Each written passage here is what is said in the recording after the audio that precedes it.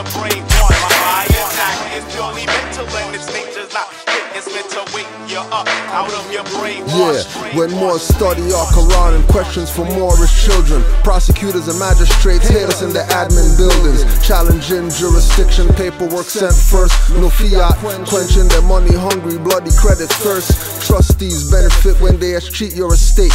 That you thought was a provincial state is a big mistake. From corporate plantations, there's no escape or back door unless reserve rights on contract doors. Keep eyes open for, like you misplaced something. It's witchcraft when you hear caught and your heartbeats jumping. Extortion, past due letters, fake money, bounty hunting. Filing public records, papers with in-debt counties fronting to have authority, constitution approved. But those filed papers at the county doesn't stop the abuse. Might as well just put on the noose, shackles and chains on ankles, no boots. In snowstorms with no shame, with no status, no flag, no free national name. With fractional damage, collateral, irrational claims. Catch a psych evaluation or contempt of quasi-court. Calling out what's not in evidence won't set a precedence. Misprision of treason and gross negligence, denying due process and sharing the same sentiments. On you harder than cement is. If you give them a chance, I'm here to help you not enter their brainwash camps.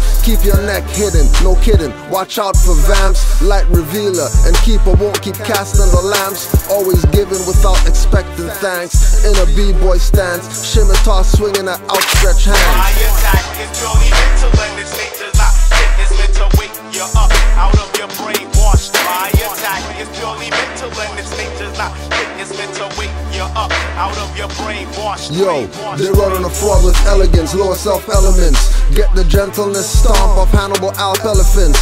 Taking back our settlements, induce relevant resonance. In full life, ancestral mind, no artificial intelligence. Men turn bionic, high off the seedless hydroponic. Thinking they on it, but what they on it must be demonic. Not Baphomet, Moroccan star on his head. Crescent moons of Islam, he uses caduceus from Kemet. Sitting in meditation, goatee like a Rasta.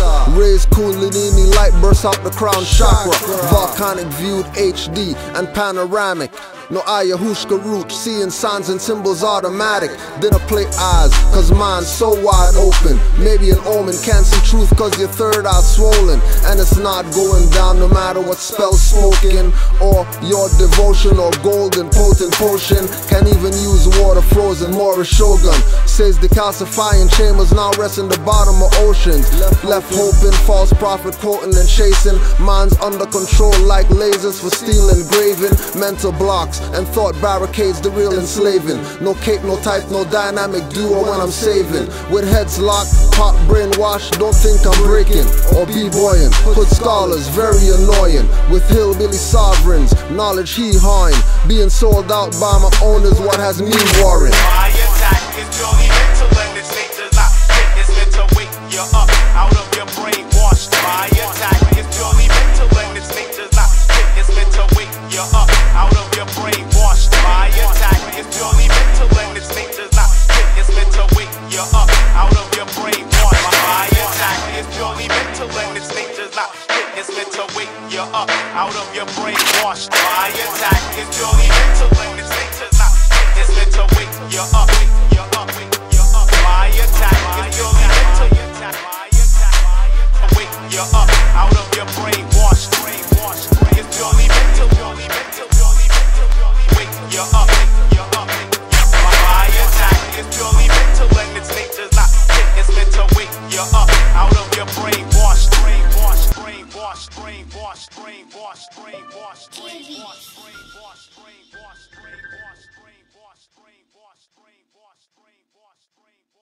Islam, peace and love. Peace to all the Moors worldwide. All the Moors worldwide. Islam to all. We're here for our Sunday class, Canaanland Moors. The last day of the fiscal. So, we'll start off with our letters to be read every meeting. To be proclaimed at every meeting.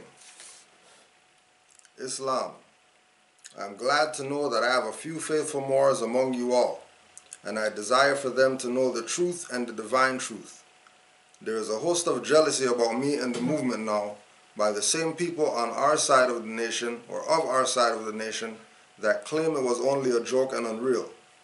But now, since they have found out from the government officials and the nations of the earth that this is the only sole foundation that all Asiatics must depend upon for their earthly salvation as American citizens, they are working every scheme that they can to disqualify me so they themselves may take charge of the situation. And just a reminder, it just hit me right now, there is a host of jealousy about me and the movement now by the same people of our side of the nation that claim I was only a joke and unreal. But now, since they have found out from the government officials and the nations of the earth, so since they have found out, since all these proclamations came out from all these municipal mayors talking about honoring these people called Moors that are descendants of Morocco that live in America, honors to them, right? So even in the letters to be read every meeting, there's prophecy manifested already. Recognize, pay attention that these European people who are occupying over here, they have proclamations recognizing, acknowledging who the Moorish Americans are. I have notified all of these things to you long ago in the past. It is still the faithful Moors that attribute to the movement and uplifting funds. The ones that paid their divine respect to me and the movement will be remembered. That is why I am calling upon all faithful Moors to increase their faithfulness to me, your prophet, and your divine Moorish movement. I need finance, and I need it badly. Never before have I needed finance so badly as I do at present, so I can shove aside the discord that is facing the nation. It all comes through jealousy. It all comes through jealousy. Right? The discord that the nation is facing, has been facing, and continues to face is all through jealousy. Jealousy about what? They're Moors. Like, why are they jealous? Why would they be jealous? Or they're jealous because of the fame, whatever fame Noble Drew Ali had at that time, and nobility, which, you know, is why he had the fame, because he unlocked the key to the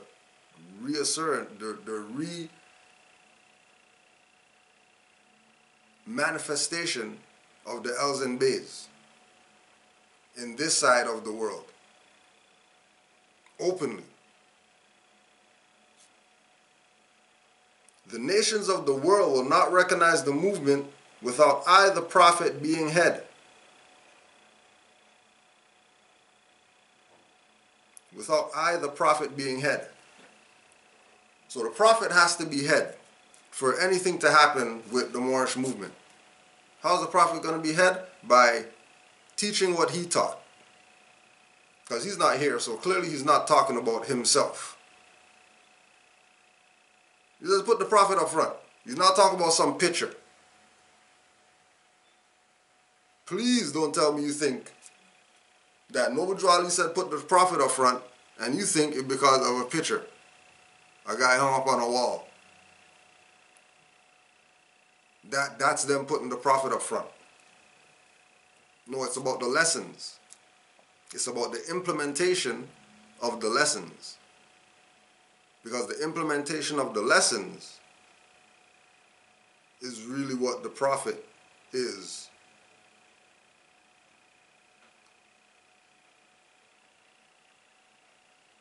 It has been proven by my works which I have performed in the past few years, Prophet Noble Drew Ali, to the members of the Moorish Science Temple of America, Islam.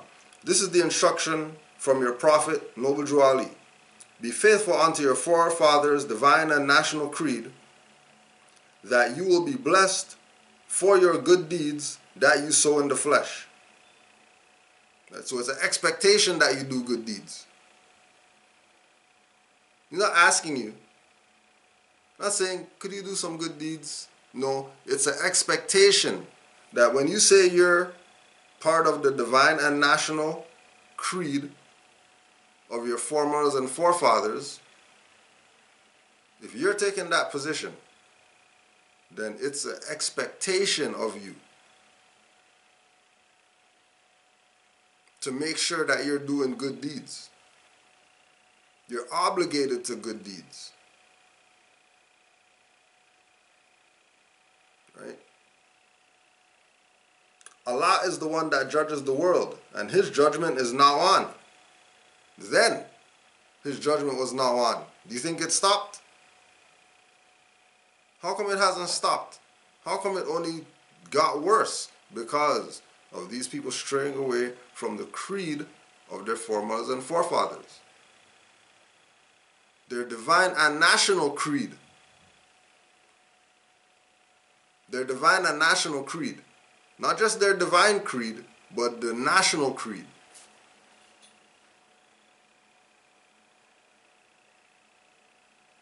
But the weak can comprehend it not. The end of time is drawing near, so says Allah to His divine prophet, I, Noble Drew Ali. And that's why many hearts have been turned to stone. Many have eyes to see, but cannot see. Ears to hear, but cannot hear. Least they would be confounded of their sins. These are trying hours now, dear Moors, and every evil spirit is moving.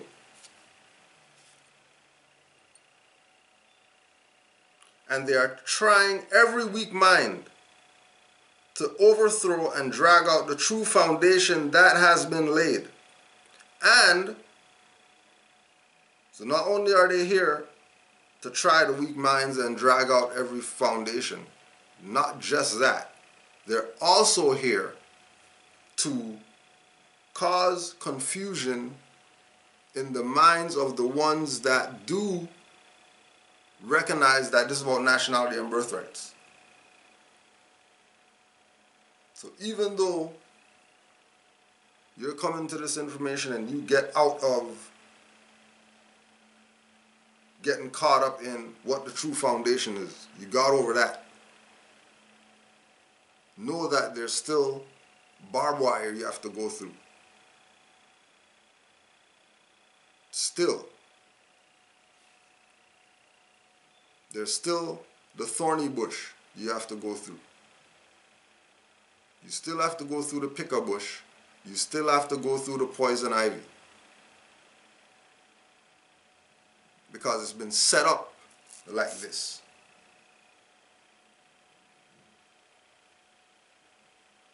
And remember, everybody who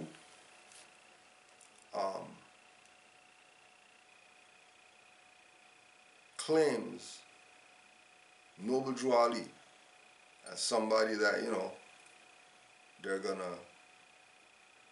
honor, respect, whatever. It's important that you get his lessons, right? It's important that you get his lessons. It's very important that you get his lessons. And when you take into consideration that he has sacrificed for us today and laying all these things out, like he said, this is the instruction from your prophet. In analyzing everything, going through everything, 1, 2, 3, 4, 5 times, constantly reaching again for his literature, The purpose of it is to make you a better citizen. Only way you're going to do that is to have knowledge. Because everybody else has knowledge about their self and their culture, and they have their prophet, they have their flag, they have their customs, they have their stuff that they do, and they're straight right now. With all madness going on or whatever, the Hindu has a Hindu supermarket he can go to if European stuff crashes.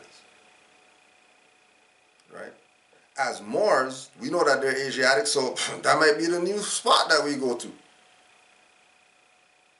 Because we know that they're Asiatics. Moors aren't going to have an issue if the stuff goes haywire. Because as Moors, those are brothers and sisters. They're straight hair and fair skin and stuff like that, making Moors cuckoo brain. Juali told us that this is the uniting of Asia. Khalid Muhammad's told you Asia is the planet. Africa is just your throne. You're getting caught up on a chair. You caught up on a chair? A chair has you caught up. Your ancient foremothers and forefathers were caught up in some chairs. Throne ain't nothing. The planet is our jurisdiction. And there's other people in our jurisdiction who know that this is our jurisdiction, and they're super amped waiting for us. But again, the same thing that they always bring up. That they always bring up. If you know, how come your other people don't know? They don't study. So you don't worry about them. You deal with me. You don't even worry about them. Because the amount of examples out there to show people that national and birthrights works, that Moors put out. For you to be in denial still, you want to be a slave. So you stay there in slavery. You stay there. But if you have the true love of Allah and the spirit of your forefathers, you fear not what you hear or see, but will sacrifice the utmost of your very life to protect your movement and your profit. Watch your enemies, dear Moors. Your enemies are the ones that speak against your prophet and ridicule him to the very lowest, and the ones that speak against your divine and national principles of your temples. Act accordingly, and Allah will bless you for your good work.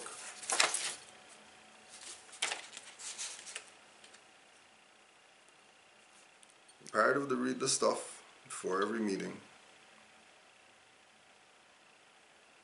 Right? Just so that the people can hear it, just so that it could be in the atmosphere, because it's definitely needed right now with all this madness going on. The science of mind manipulation by psychological programming methods, behavior modification, psychological motivation, etc. Psychological motivation. When a person has been knocked down and degraded, traumatized by poor sleep and little food and water, he is more susceptible to suggestion. He can then be told that he himself is the cause for his own degradation. If he just behaves better, his treatment will improve. When the person accepts his guilt for the bad situation he is in, then the programmers give a target for the blame, God, country, or whatever the person had depended upon. The programmer then aggravates these hostile feelings and keeps nurturing them until the person is livid with anger toward the object of blame. The victim is coached to project their blame onto this target of blame. So when we look at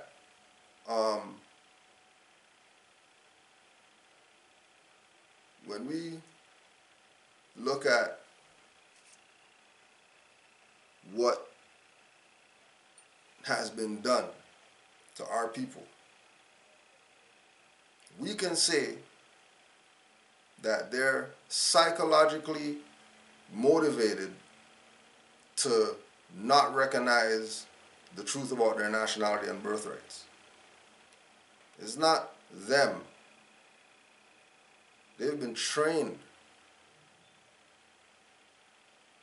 They've been trained. And it's the same thing that has these individuals saying that, you know, Tashriq Bey is an enemy, RV Bey is an enemy, Kudrow is an enemy, because it's really themselves. It's really not being able to look at themselves and realize that, hold on a second, the people that we've been following for the past 20 years or whatever have done nothing with regard to this information and using it to better the conditions of our people. We're talking about people who are on the Morris side, that wear fezzes and have Morris science temples and all that, not just the anybodies out there. And they've heard or came into contact with or whatever information relative to them being free, which is what Noble Drew Ali's purpose was to come, to free us from mental slavery. Receive the things that can free them. Receive the things that they can free them. But don't go with those things. Go with the things that they were programmed to think is what is supposed to free them. Even though they fact check. Right? It's like Noble Drew Ali is truth personified. So it's not that he has to be honored. He doesn't have to be talked about. The information that he presented, because he's the one that presented it, doesn't make him special. It's realizing that people have strayed from those teachings, openly strayed from those teachings of man and Allah being one. Always have you think that you need some middleman between you and the higher force. These middleman people are the programmers. These middle people are the agents working against the liberation of our people.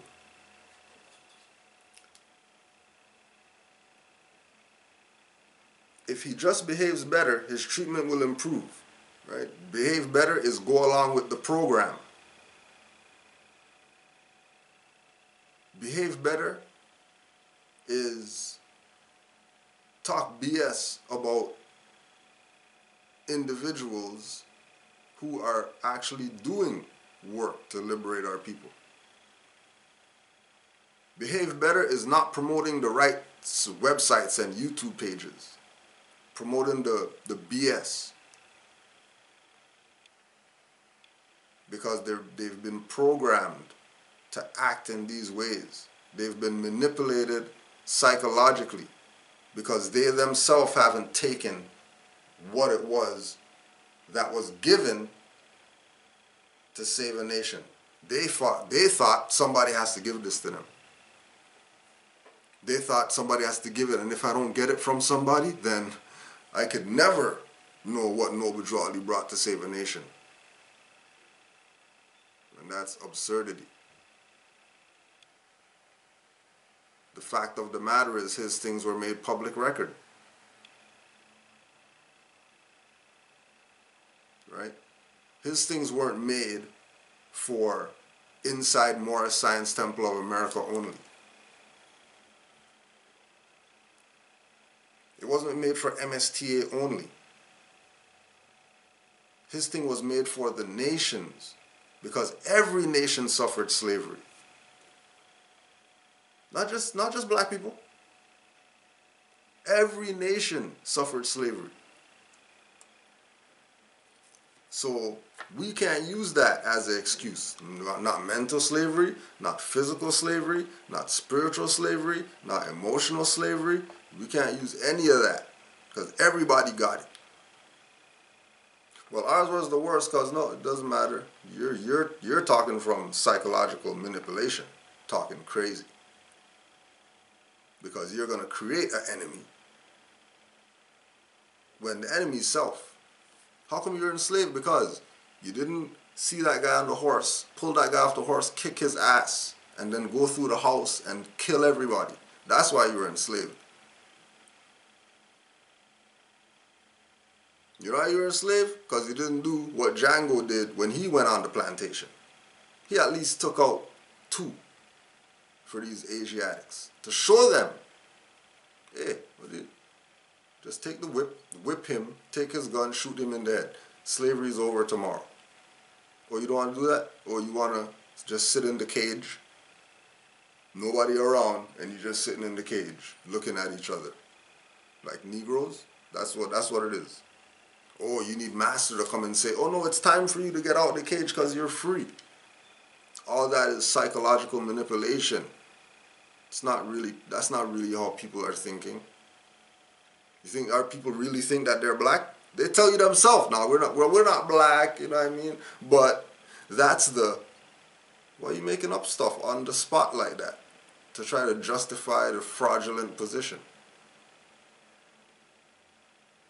Think how deep their psychological manipulation is. That the facts are presented and nobody's going with the facts but Moors and Europeans and anybody else out here with a nationality. One of these weirdos, right, want to be debating about stuff all the time, and when you don't bite on the debate, then they want to fight. And when you don't bite on the fight, then they say that they're friends. And then when you bite on that they're friends, then they become enemies again, and then they start debating again. And then you're going to go check. Don't realize that these people are playing. Like, we're Moors.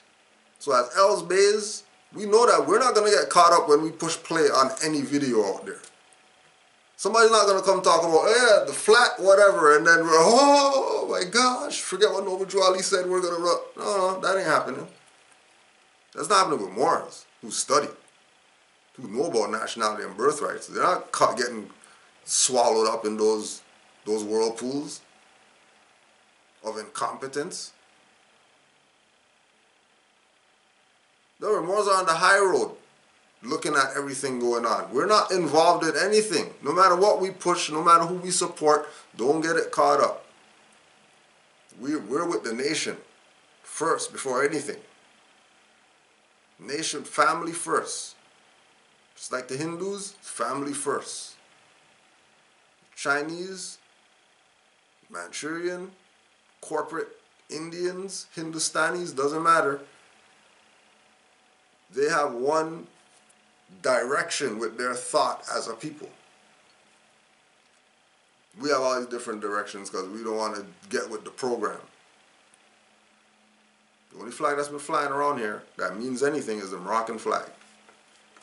No other flag means anything. Don't bring them up. Don't talk about them. They mean nothing. Right? As far as the people in North America, the islands, are concerned, South Americans, they've been on nationality and birthrights. They've been on, had leaders that naturalized everything and said, forget you, U.S. whoever's. They don't need you. We'll deal with our problems that we got for not dealing with you. It's cool. It's cool. We don't want the handout. We don't want the bailout. It's all right. We'll deal with our stuff. We'll eat some bread for a few years.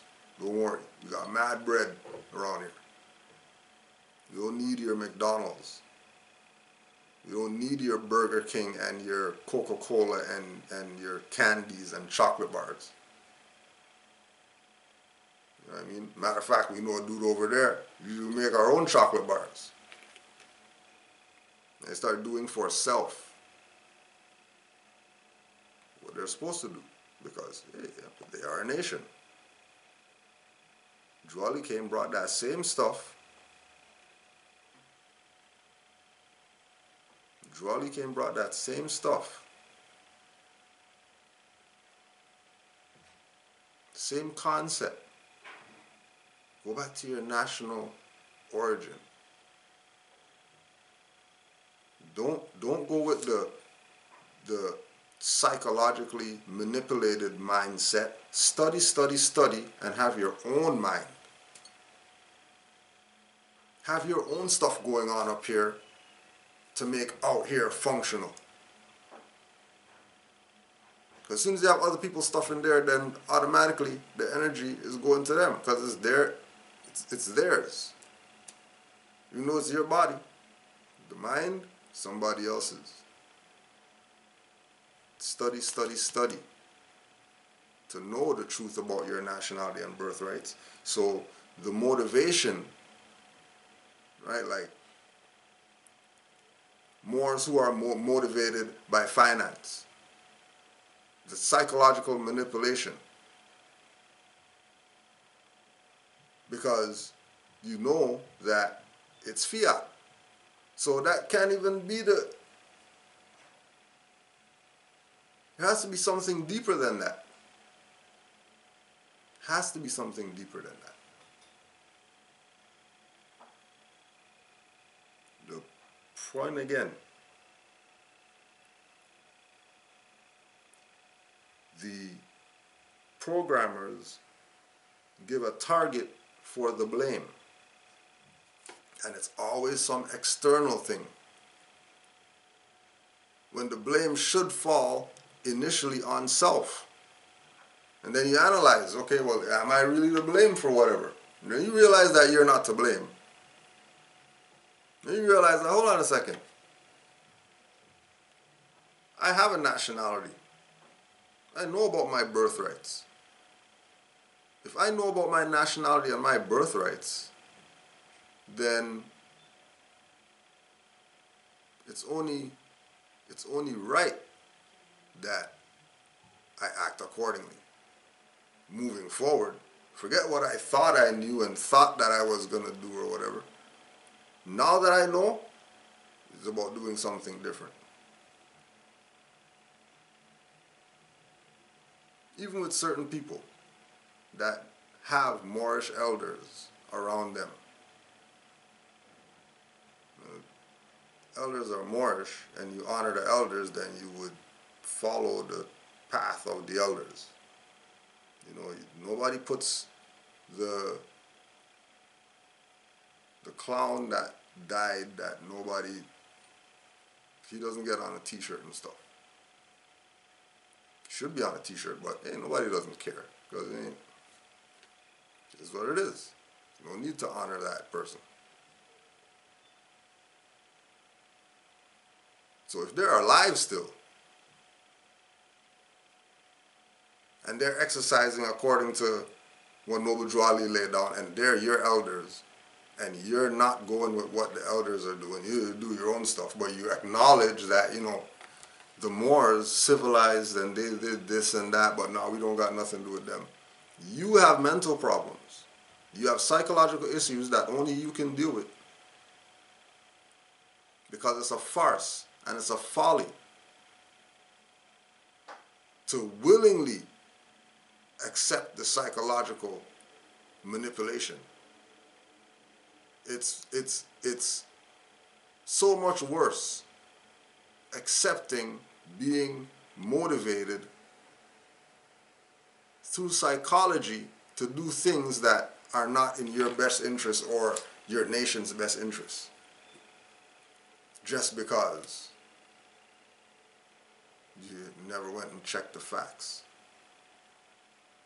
So again with Moors, I hear Moors say, yo, you know what, you should go check whatever. You should probably go check. Because Moors go through everything with a fine-tooth comb. Nothing escapes Moors. Nothing escapes. Right? There's going to be no manipulation of Moors' mindset. There's going to be no challenging the weak mind of a studious-minded Moor. There's no coercion. Because representing that or acknowledging that this is about birthrights puts your mind in a place that it cannot be manipulated. There cannot be modification of the program that Noble Drew Ali put in. They cannot hack Noble Drew Ali's programs, which is another reason why they fear him. Because you can't taint you are not Negro, black, and colored. You can't taint 4 quadrants with a 7 in the center. You can't taint crescent stars or crescent moons and stars.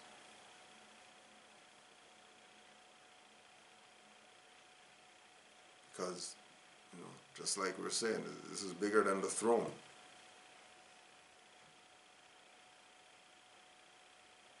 We got a few questions.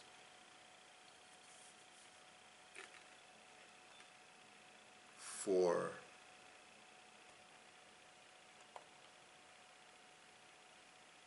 Moors want to get their stuff right. And then remember, if you got questions, canaanlandguide@gmail.com. You know, we don't know it all, but we can definitely direct you into some reference points to assist with your studying. All right.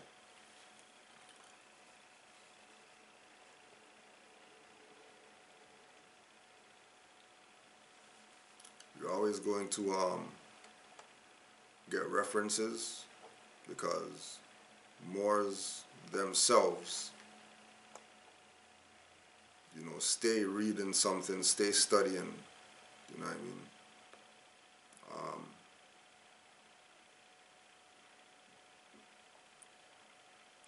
Michael A. Hoffman, they were white and they were slaves. They were white and they were slaves. The very word kidnapper was first coined in Britain in the 1600s to describe those who captured and sold white children into slavery. Kidnappers. Kidnappers.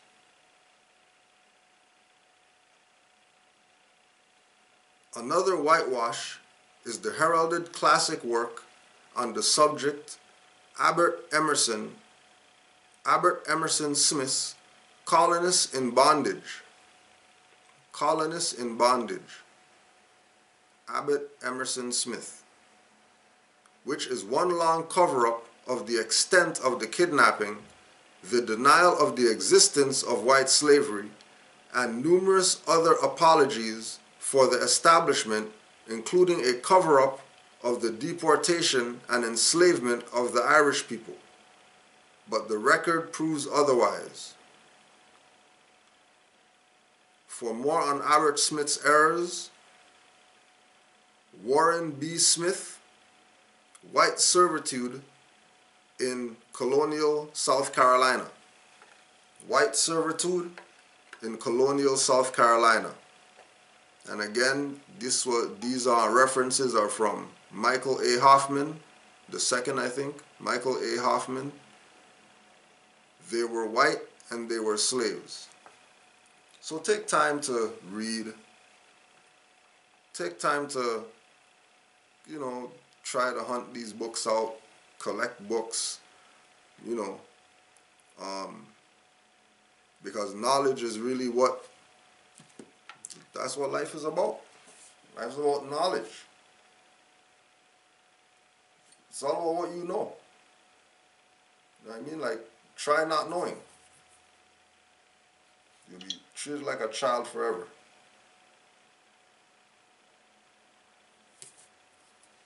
Right? Knowledge is what we die for lack of. So get knowledge. Right, again, they were white and they were slaves. Michael A. Hoffman. The notion of a contract and of the legal status of the white in servitude became a fiction as a result of the exigencies of the occasion.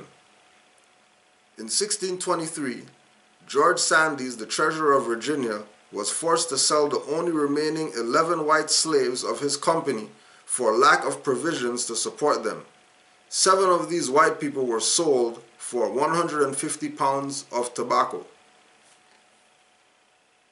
Keep in mind, that's Virginia. The treasurer of Virginia, George Sandys. They were bought, sold, bartered, gambled away, mortgaged, weighed on scales like farm animals, and taxed as property. In general, whites were not treated with the relative dignity the term indentured servant connotes, but as degraded chattel, part of the personal estate of the master, and on a par with his farm animals. This is Europeans they're talking about.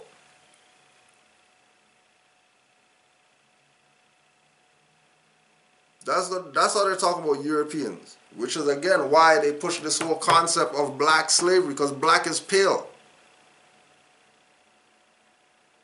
So they're really talking about themselves in black history, coming over here on slave ships, being shackled over here. Remember, the same way that they changed the pictures, because remember, everything's drawings in slave time. The same way they changed the drawings of the Asiatics in the East to look paler. The same way they made the slaves over here look like Negroes. But Negroes were actually the slave masters. And the indentured servant or the slave, it didn't matter. They were in the field picking cotton too. Which is why they can tell black people, hey, yeah, we've been in slavery and all that stuff, and black people think they're talking about some Jewish Holocaust BS. They don't care about none of that stuff. Irish were the first niggers. They were the niggers. Why them? Because they had the one drop rule. They passed the one drop rule. So they qualified. Even though that they were pale, they qualified as, subject to master. And then today, Europeans are realizing that. And they're saying that they don't want to be under the subject of the corporate masters. They're saying denounce their U.S. citizenship. Because they don't want to be slaves. Even though that's their birthright, to be a slave, they don't want to be that. And then unconscious Moors, who have a birthright to be free, they want to be the slaves. And want to know how come nothing's happening. Like we said, once our people say learning is something worth doing, anything more to say is falling on deaf ears. You even put it in Braille, they're still not going to get it if they're deaf, blind. Doesn't matter. You can present it in the way for them to get it, and they're still not going to get it. Why? How come they're still not going to get it? Everybody else knows what's up. Just ask Moors. Next time you see a Moor, don't be shy. Go ask him. Go ask him, let him tell you. Or let her tell you. Right?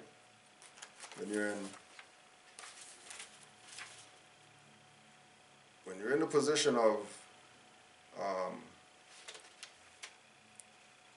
recognizing your status, when you as an individual recognize your status, you would start realizing how much you've been told about it and it never even registered to you that, oh my gosh, they're talking status.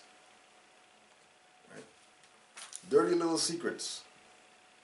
Big up to Dr. Claude Anderson, only black guy to tell all these Negroes out here that, hey, you know what, you guys should try consider doing what the indigenous people are doing, because you know you guys have the same type of situations and stuff. And when you look at the indigenous struggle is the black struggle. So you should try to look and see what, you know, those stuff is, you know, black whatever and all that. But indigenous people and black people have the same type of, you know, problems. But you're not gonna hear what the Moors are saying though. Who know and who say we're Aboriginal and Indigenous. You're gonna go talk to some tribal chief guy, a black guy. Black guy, I want to be part of the tribal chief stuff that you guys have, and then they're kicking you out of tribes and stuff, and you still think that it's them? Psychological manipulation. Denmark VC uprising. In 1822, a few years after the Prosser conspiracy, Denmark VC, a militant free black, organized a revolt in Charleston, South Carolina. Vesey had purchased his own freedom for $600, which came from $1,500 in lottery winnings. He was refused permission, however, to purchase the freedom of his children. Refused to purchase the children. Fueled by anger, does it sound like Child Protective Services to you? For all the brothers out there? For all the brothers out there who have been in situations where, what do you mean I can't with my child or whatever? The exact same stuff. Black codes. Because they know, without a shadow of a doubt, that our people, once they accept the brand, Negro, black, color, there's already law created by the Europeans that they're going to use against these people. Forget any other laws that exist that they can be connected to or tied to or whatever. Just for uttering it that they're black. They get classed. Now, and also remember that only mother really has jurisdiction over the children.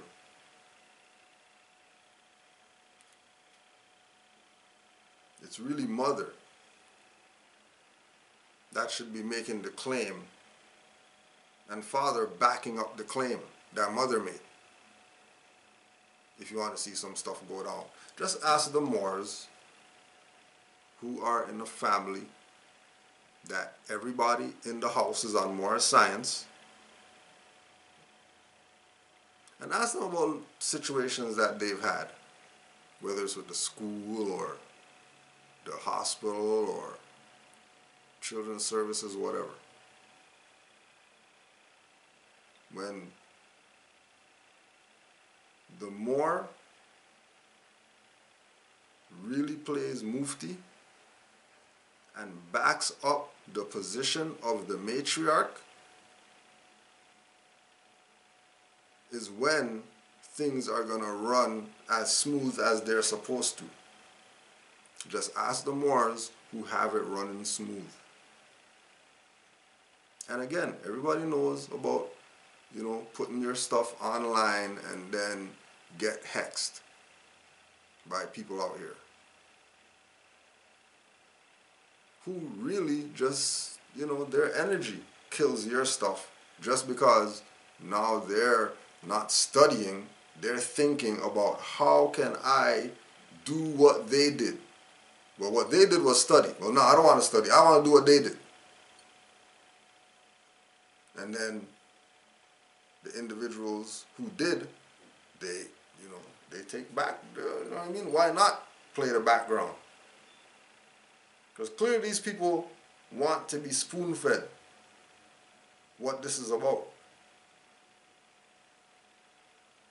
But there's ample examples of more standing up for their right and having no issues. Single,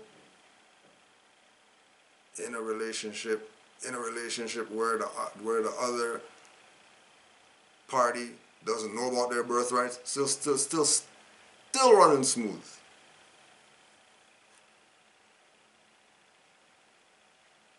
Because it's really about perception. It's really about your mind not being manipulated into thinking other than what you know. Because you checked for yourself. How you in doubt when you checked and you know? Dagmar Visi wasn't in doubt. He knew he was a free black and he knew what he was entitled to. Right? Fueled by anger that his children, not to mention his race, were mere chattel, Vesey vowed not to attempt the self-mocking, acquiescing behavior expected of slaves. When he was fueled by anger that his children and also his race were mere chattel, he said, there's no way I'm acquiescing to this. There's no way I'm defaulting. I'm not defaulting. Why? Because he's free. Because, it's a different thing. When you know what freedom is, you would die if somebody trying to take that from you. When you know what freedom is. Remember, that's one of the principles.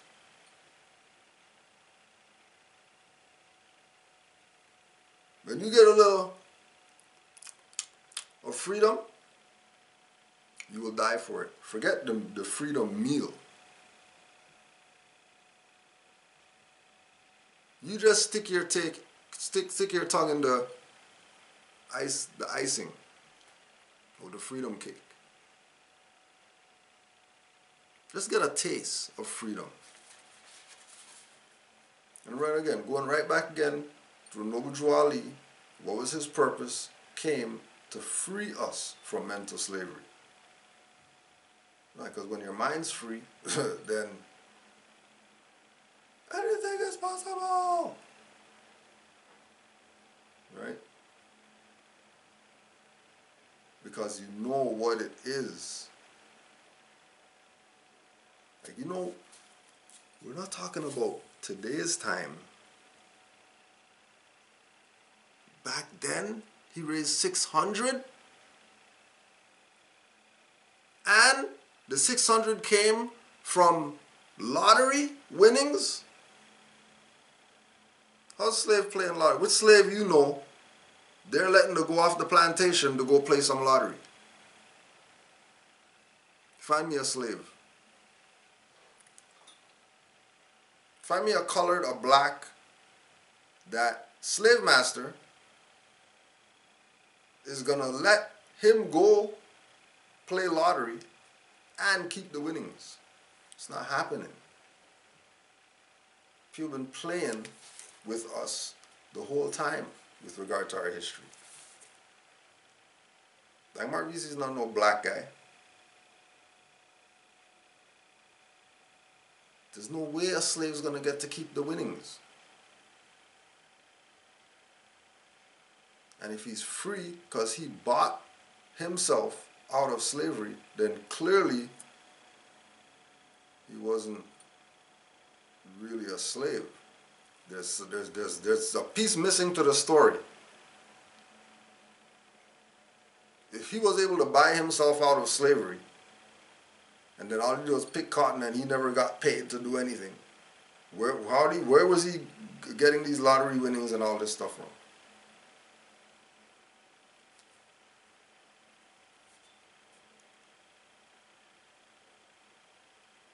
He demanded that blacks display racial pride and courage.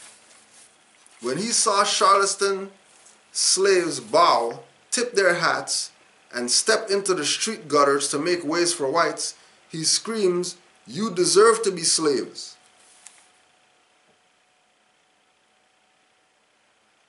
That's the same thing that Moors are telling people. So hold on. So Denmark Vesey's position was have race pride and courage. And when he saw free people acting like Negroes and tipping their hats to Europeans, he told them that they deserve to be slaves. Isn't that the same thing that the Moroccan, the Sheikh, told the European when they asked him for some people to help build up stuff? And the Moor said, "Oh, you want some people? You see those ones right over there? Take those Negroes right there." Because they are cool being slaves. They're all right with it. No, they're not going to fight. That's what I'm telling you. Go to those ones. If you go to those ones over there, those ones are going to give you a hard time. They're going to fight you. You don't want to go to them. Leave those Moors alone. But those Moors over there, those unconscious, ungrateful Moors over there, just sit on their ass, don't do nothing, right? They're for the people, but every video, they got a new mic sticking in the video. They're for the people, but everything is their stuff getting better and looking nicer and them looking nicer and people out here suffering. And nothing at all that they're doing to try to assist these people out of anything. Like, trust me, I take calls. So I know people out there going through BS. And I know they're going to unconscious Moors that say they know something, and they're going to Moors. And their conclusion is something's definitely wrong, because none of them helped me in the 20 years that I knew them. In the 5-minute conversation I had on the phone with you, I have 5 pages of notes. The 20-year people ain't done anything. Back again. People love to be slaves. People also love to be masters. And nothing's worse than a slave with a master's mindset. Watch. To express his anger in a more productive form, Vesey became a Methodist minister who preached racial solidarity and freedom to his fellow blacks. Drawing on the text of the Declaration of Independence and the Old Testament, in his sermons, he admonished great inequality and urged slaves to resist their masters. Vesey's arguments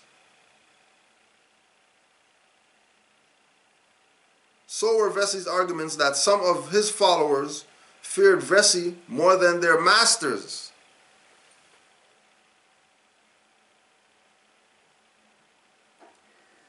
They were so down with the institution of slavery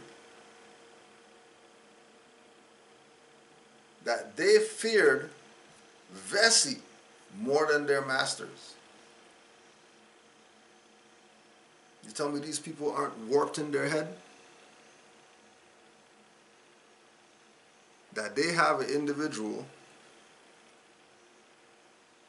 that's so filled with race pride. He's so filled that he's more than a Negro black, Negro colored, Negro slave. He's so against that.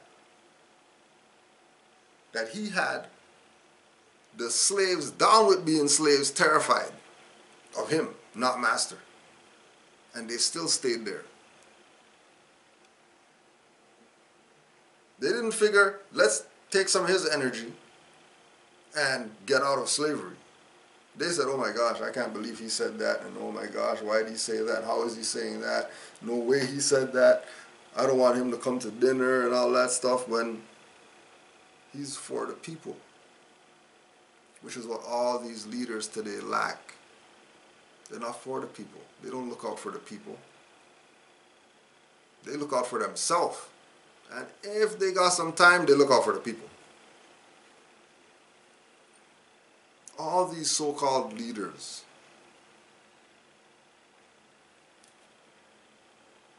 Vesey planned his uprising for nearly 4 years, patiently working out the details.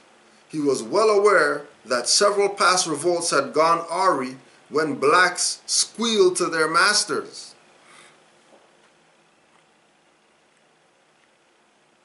Same thing that psychology brothers dealing with, or word is that, you know, some Asiatics, some of his own, went to the board psychology people and ratted that he doesn't have no credentials.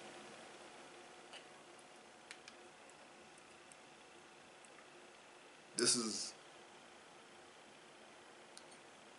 Denmark VC all over again, because history repeats itself. The difference with Denmark VC is that he wasn't playing slave, he was a free black. He bought himself out of slavery. How do you figure out how to play the lottery and all that stuff? As a black guy, during those times, and keep the winnings? Tip the fez to you, Denmark VC. Because you were one brilliant brother. Militant and brilliant.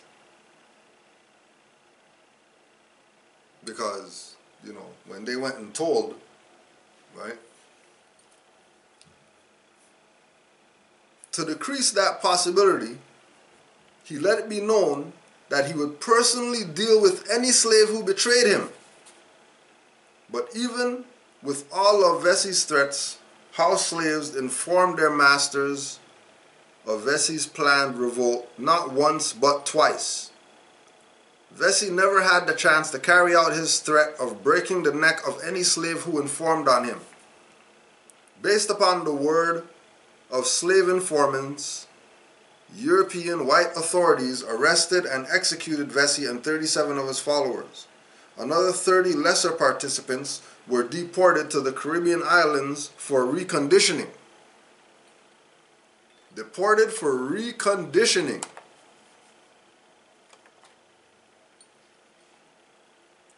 Deported. Because they didn't go with the psychological manipulation. They wanted to be free thinkers. No, you can't be a free-range chicken. Not on this farm. You're going in the coop with all the rest of the chickens. Because this is our farm. Oh, you want to play whatever? Okay, well, we take your head, put it on a pole, and now let everybody else know.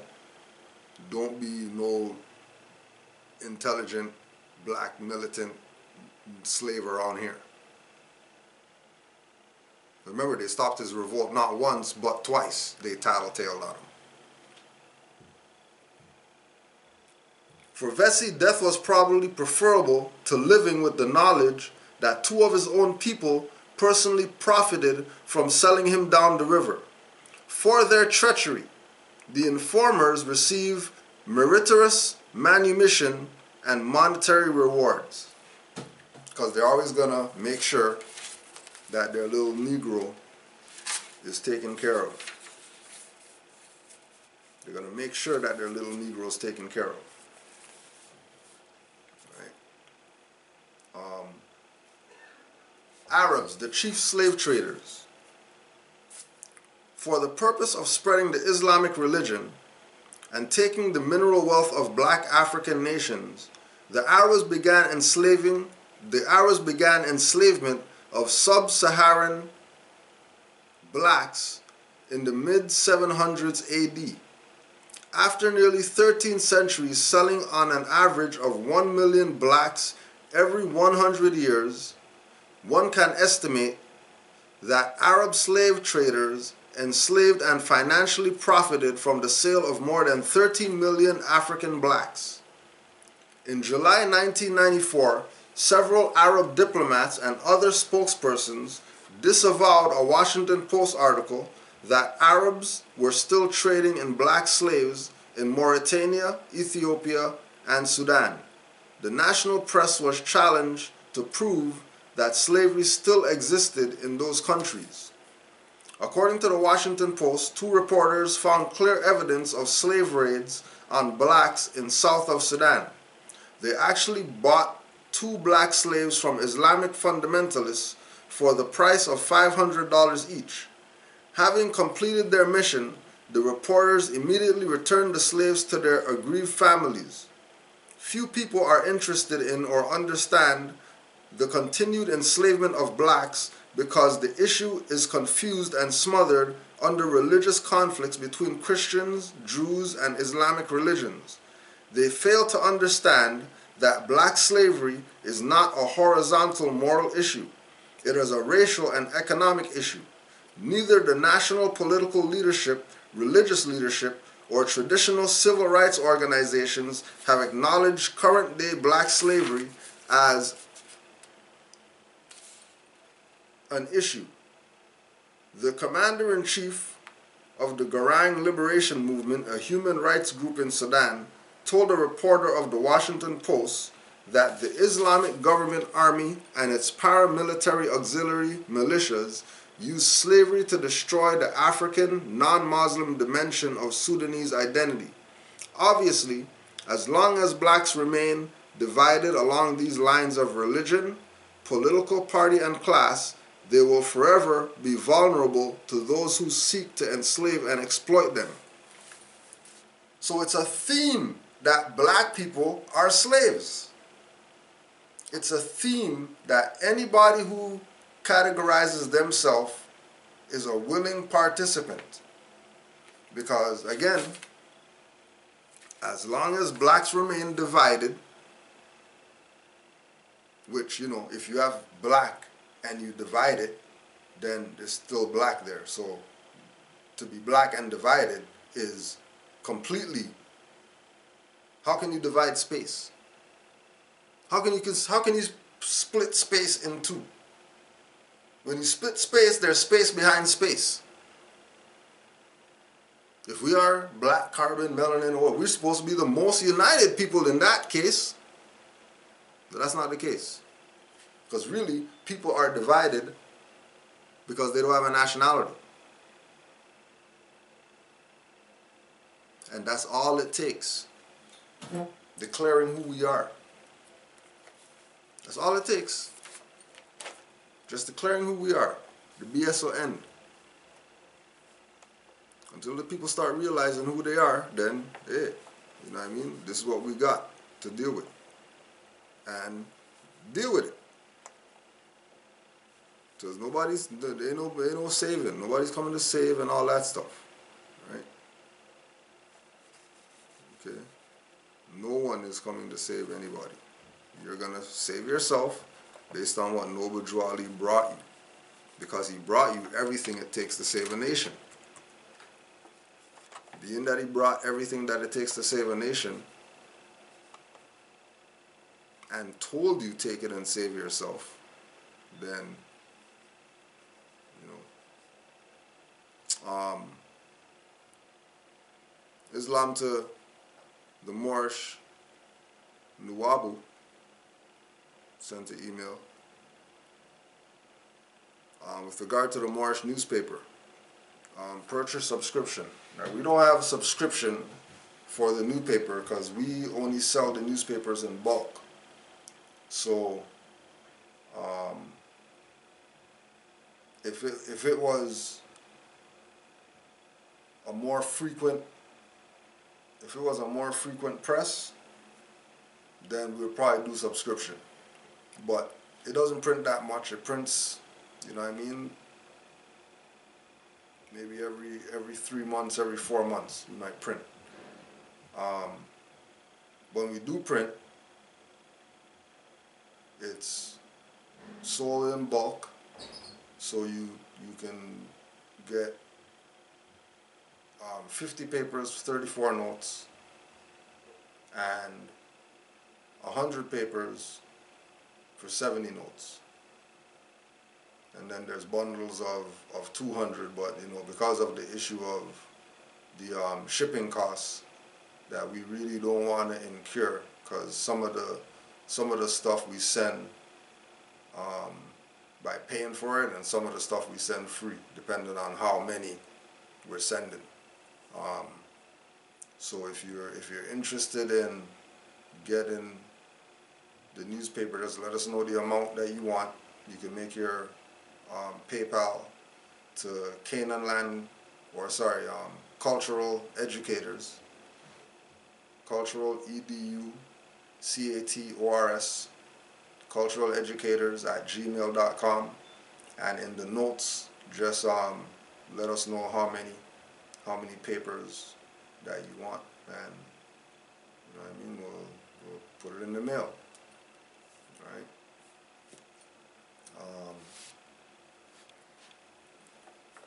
And we're also going to be working with Sister Khalifa. She's supposed to be coming out with a newsletter, a Moorish newsletter. So we're going to be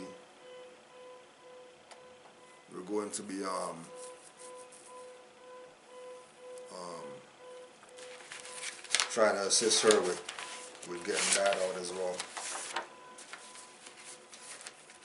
That should be in a little bit. I know it's in the process of being finished. I know it's in the process of being finished. Right? I know it's in the process of being finished, so that should be a good one when that drops. And again, you know, it's just, you know, even with her situation, you know, there's some more out there. She's got information, she studies or whatever, so she's gonna put out certain things, you know. That's just what it is, you know.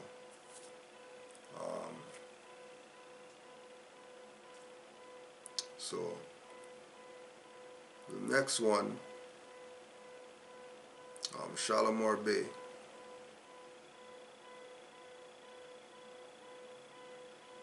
It is a deep honor for me to be reaching out to you. Thank you for endorsing my video entitled Canaanland Moors presents Moors Are Waking Up by Shalimar Bay. Your kind gesture is a major honor for this newly declared Moor. I have launched an effort to restore our consular courts throughout North America. In my opinion, this is something that should not happen without your input and hopefully your participation. Grand Sheikh Tajriq Bey continues to be available with his awesome wisdom. I eagerly look forward to further connecting with you. I am offering my sincere gratitude to you and Canaanland Moors for the powerful leadership you all are giving us. When our great Prophet Noble Drew Ali said he wanted active Moors, he was talking about Moors who behave like Canaanland Moors under your powerful leadership. I look forward to hearing from you soon, in service of our vast empire. Now, let's just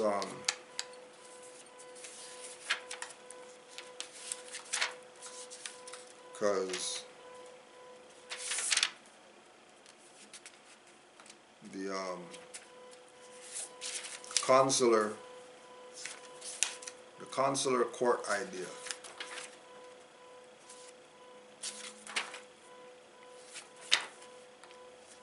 We have to really look at prioritizing. Right? We have to look at prioritizing. There are many things that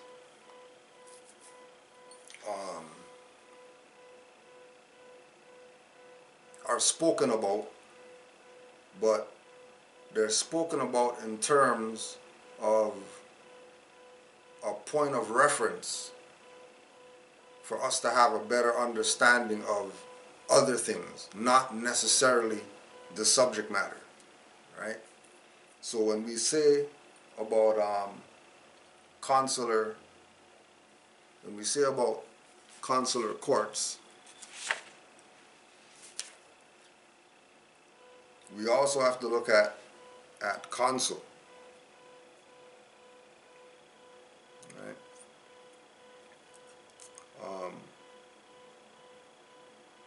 International law, consul. This is Black's Law Dictionary, page 388. An officer of a commercial character appointed by the different states to watch over the mercantile interests of the appointing state and of its subjects in foreign countries.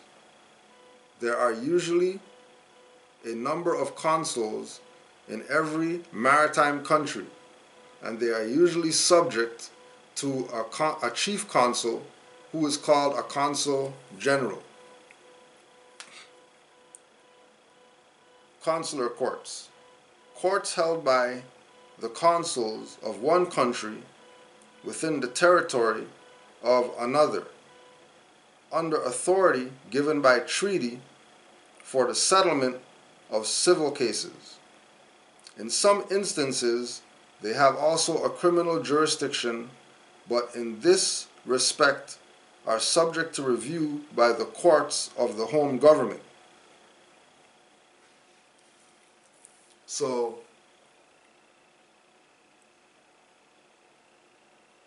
Europeans are always foreigners here. They're always foreigners here. Courts held by the consuls of one country within the territory of another, under authority given by treaty for the settlement of civil cases. Everything that we're dealing with this European is criminal. There's nothing civil about their actions against us. So we always stress that the real threat is not bringing some European to a court or whatever like that. The real threat is letting our other people wake up to this info. The real class action is everybody saying they're Moors. Not everybody saying they're Moors and putting their name on a paper to go file it at some court. The real class action is everybody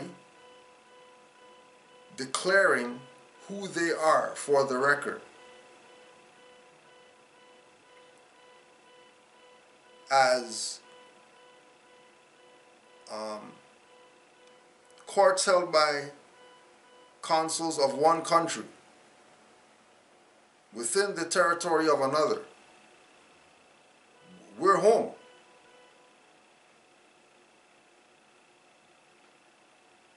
We're not in some other territory, no matter where we go here. But other people being here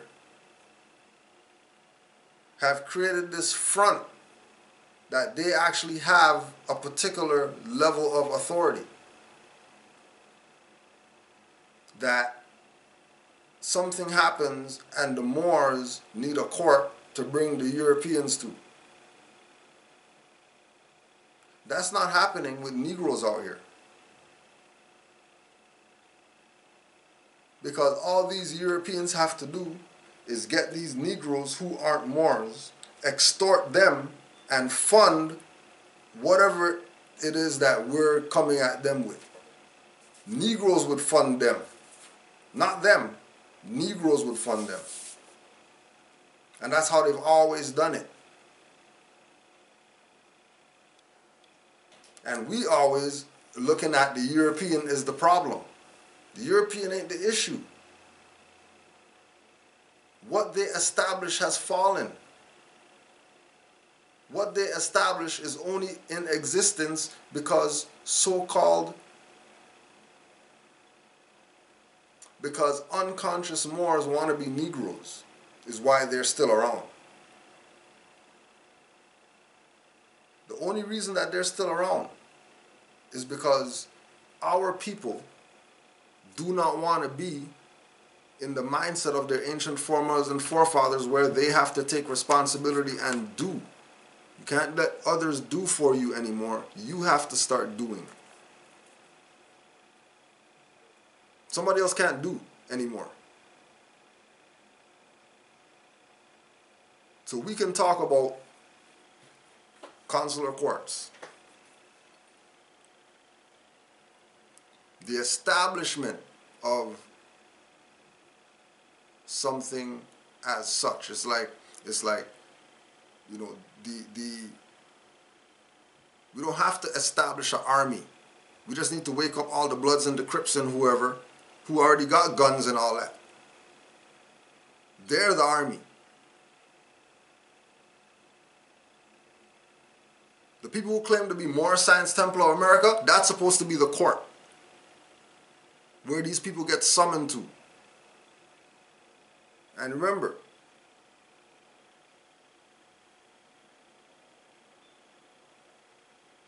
in some instances, they have also criminal jurisdiction, but in this respect are subject to review by the courts of the home government. So who's the home government? So if you're the home government, if Moors are the home government,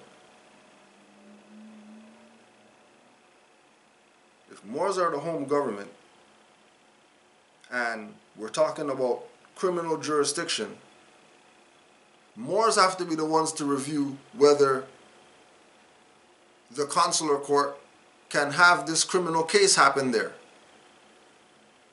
And of course, on every instance is going to be, of course. But that's not happening with Negroes out here.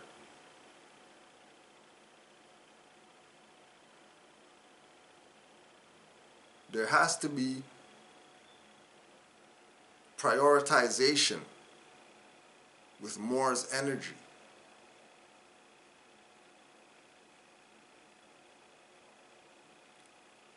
You don't even have sheriffs, bailiffs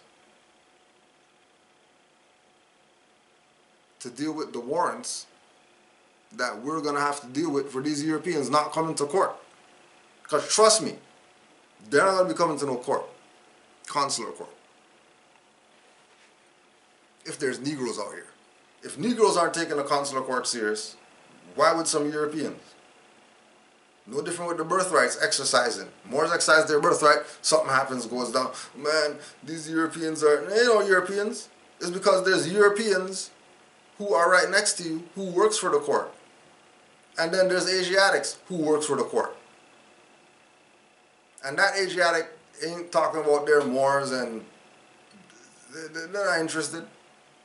How you think their boss is going to look at it if they look like you, you're a Moor, but they're saying, forget them Moors. Them Moors don't know what's up. We're black and all that.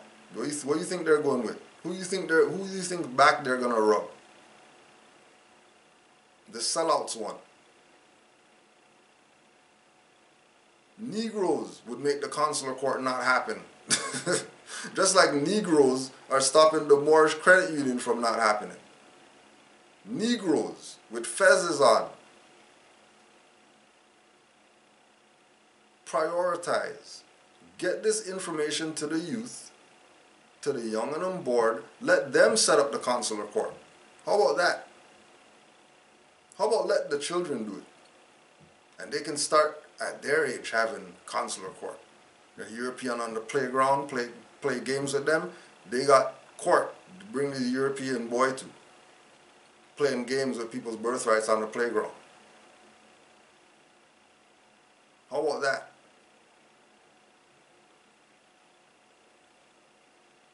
Because we keep wanting to be the ones.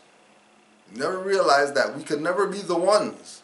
The ones are the ones that is coming behind us. We can never be the ones to build or whatever. Because the older you are, the less energy you have to get the work done.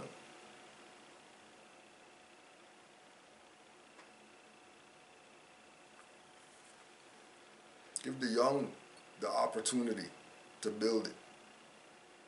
All we gotta do is give them the stuff that they need to build and let them build. I told you, they know what's up. They know they're not black and Negro and all that. Yes, of course, there is a thing called consular court. Constitution's not suspended, and it's in there about consuls and ambassadors and all that, which is really us. But should we really be worried about what this Europeans doing or whatever like that? The only reason that we're worried about what this Europeans are because we have some type of arrangement with this European that we haven't dealt with yet. That's why he's a problem. Trust, if we didn't have any contract with the European, we would be Moors and it wouldn't even be no issue about consular courts and all that stuff. We don't have time to worry about them. They wouldn't even have time to even worry about us. But there's always something. And it's not going to be you taking them to some consular court when they have you under a adhesion contract, right? That gives them jurisdiction. Because they're not just giving it up. You better know they're not just giving it up.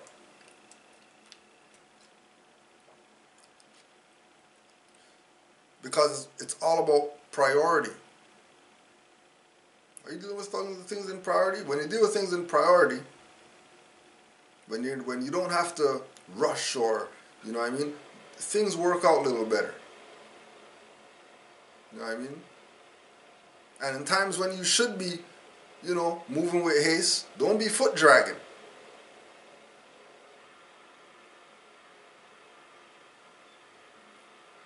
Every single time we go to one of these tribunals for whatever, we're self-consul.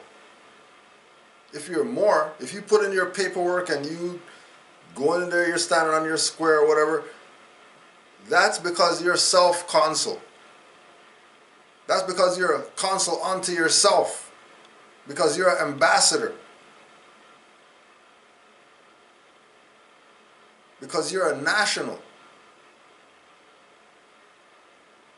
Because you have a certain status that you are standing on. You're choosing that position to stand on that. How you stand on that is going to determine whether they take you serious or whether they think you're just playing.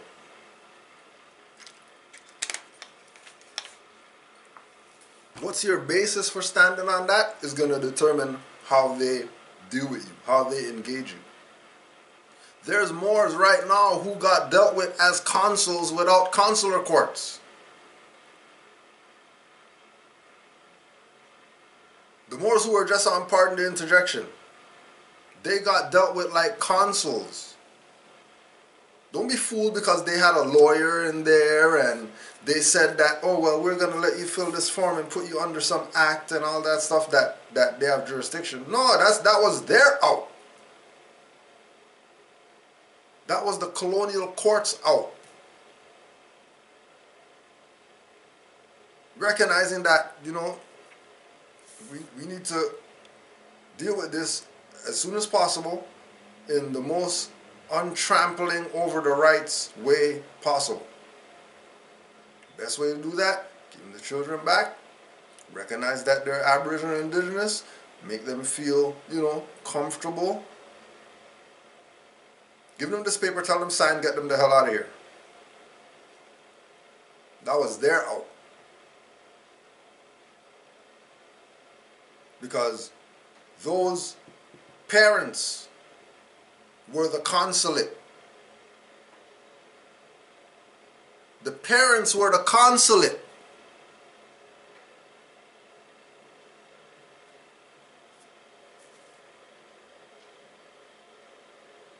The consulate is part of the nation.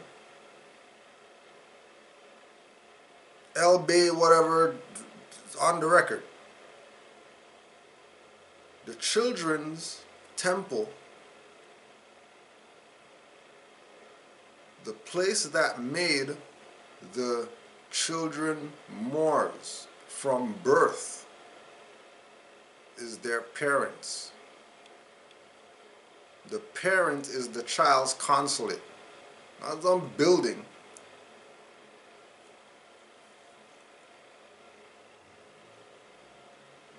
If the quote-unquote child came from a consulate, then they have consul status. So they can't get touched by foreigners. They just can't. That's just what it is. These people know this. Without a consular court, they know this. But again, you're not gonna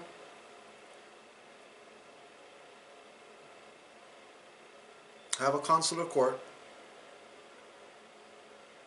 and then not have muftis, bailiffs, to go issue them warrants. Because trust me, when these criminals start getting papers that they have to go to a consular court, you also better have your whoever inside man at the border, just like how when you call the border, yo, so-and-so, they're trying to leave the country, you know, when they swipe, stop them. You don't have none of that? Don't even talk about no consular courts and all that stuff. I get it. It's real. But that's not priority. That's not priority at all. Helping these people getting their children taken by child services, that's priority. We don't need consular courts for that. We just need unity for that. Right? You have, you know, people exercising their right to not pay tax and getting violated. Well, you know, you could deal with that. You know. So we're not throwing away nothing about consular courts. You know, it's good. It's great conversation. It's a great lesson. Good thing to study. Implementable? Probably not as soon as we think. Probably going to take some, because remember, other people need to be involved with that. It's not just going to be more saying, oh yeah, we have consular courts, put this building here, and then that's that, we have a consular court. Right? That's not right and exact. Right? If you do the history on what they did to get rid of the consular court, you realize that they're not letting that stuff just pop back up. Hell no, they're not letting that just pop back up. If you see the lengths they went to get rid of it, because again, it was being used against them, because they're not in there, you know, so somebody's got to be able to take you guys to court for something. Can't just be foreigner just running around doing whatever. You know, but again, it goes back again to, you know, these people who had this info about consular courts and all this stuff didn't do anything for 80, 90, 100 years. I mean, didn't do anything about it. Now, because we didn't do anything about it, just because we didn't do anything about it, people who had the responsibility to make sure that, yeah, there is a consular court, there is a Bureau of Vital Statistics for Moors, not tied to some U.S. corpse BS, solely run by Moors. There's a community center for Moors. There is a carpenters union for Moorish carpenters. electrical union for Moorish electricians, right? Moorish mechanics have their union. We could have had all this stuff locked up, but you know, people didn't want that. They wanted to be slave. And now we're, you know, like fighting tooth and nail to try to get certain things done when all we gotta do is prioritize. Stop trying to do the, you know what I mean, grand slam first swing. Like, dude has like 5 pitches or whatever. You know what I mean? Don't get antsy. Look around and see what has to be done in our local. One of Grand Sheep Nature's lessons, right? Don't try having no conversations with international community people if you haven't talked to the local people yet. Like, don't even doesn't even make sense. Prioritize, right?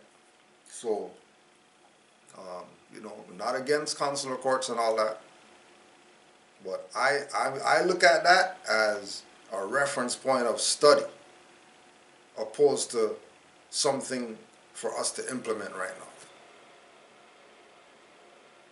now. And again, the biggest issue that we'll have with consular court is these Europeans coming to court. And if they don't come to court, then we need to be able to issue the warrants, and then we need to go get them just like they come get us when they issue a warrant and we don't show up. We have to be able to set up the roadblocks and all that stuff to check everybody's ride, looking for these Europeans. They have the helicopter looking for these plates, looking for these cars or whatever that they're using to go across the country and try to get up. We need to have people in other jurisdictions. Same way that they do with the Mexicans and stuff like that, we got to be doing with these Europeans. If we're going to say consular courts. It's not just the building and that's it. There's other stuff attached to that there's no way we could implement those stuff, so let's just, you know, because again, there's Moors who get remedy without consular courts. Right?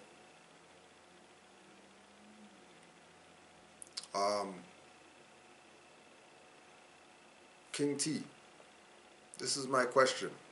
I've heard folk talk down on this and others say go this route. I'm still a novice in my studies, so I'm not sure what's the deal with this. Any clarity or places that I can go research info is appreciated. Being SPC, secured party creditor, is the same as authentication birth certificate, correct? I see some Moors going this route and being successful at least momentarily. Obviously, I don't know their spiritual stance, but are there any other benefits to being a SPC other than authentication of the birth certificate and getting paid off them using your straw? So you see Moors going this route and being successful at it, at least monetarily. Right? So what monetarily success are you referring to? Because, you know, monetary implies gold and silver, if you're talking money. But we know that they're not getting gold and silver filling out these things, so there's no monetary success rate with regard to being secured party creditor. Zero. Now, from a contract perspective, claiming the birth certificate or authenticating the birth certificate is implying that you are now the holder in due course of this instrument, right? You know, forget the getting paid part, you know, because that comes with being the holder in due course. And then being the holder in due course, now you can file different papers or whatever because you authenticated the birth certificate. you could now file some different papers over here in order to, you know,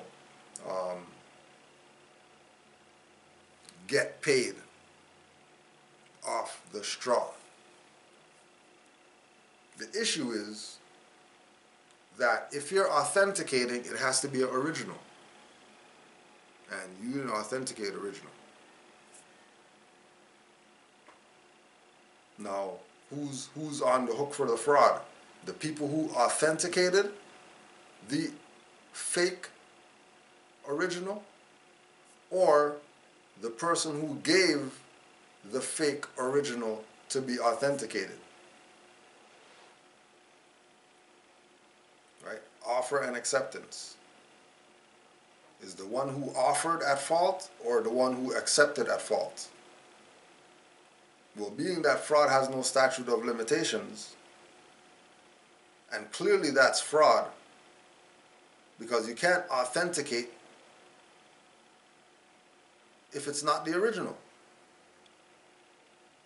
Right there, everything's over. But when you say, at least monetarily, the people who have gotten through with doing that, right? The people who have gotten through with doing that, notice that they don't talk. They don't show you the account. They don't go and, you know what I mean, show you the briefcase with all the stuff. All they do is talk.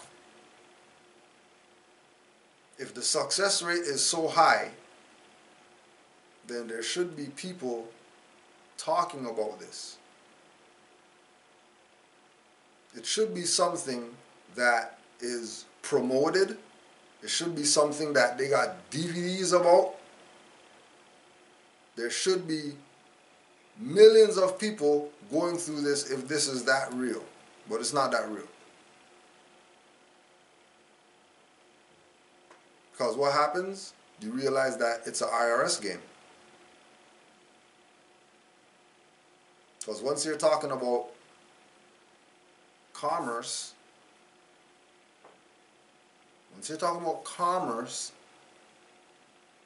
you're talking about taxes. Because fees and taxes and all that stuff, same stuff, it's going to be in there somewhere. And who's in charge of that? IRS. When it's really not supposed to be IRS, it's supposed to be Congress. So now this is another level of fraud. Because go check all the so-called UCC, whoever, people that get caught up and they get caught or whatever for doing some fraud. Who is it that comes after them? IRS. Why is the IRS coming after them? How come it's the IRS that's coming after them? Because you're dealing with people who conquered the Moors. Inquisition. You're dealing with people who know that you're not Negro black colored. You're coming in here, filing some paper, talking about you're a secured party creditor. A black being a creditor is like a slave being a master.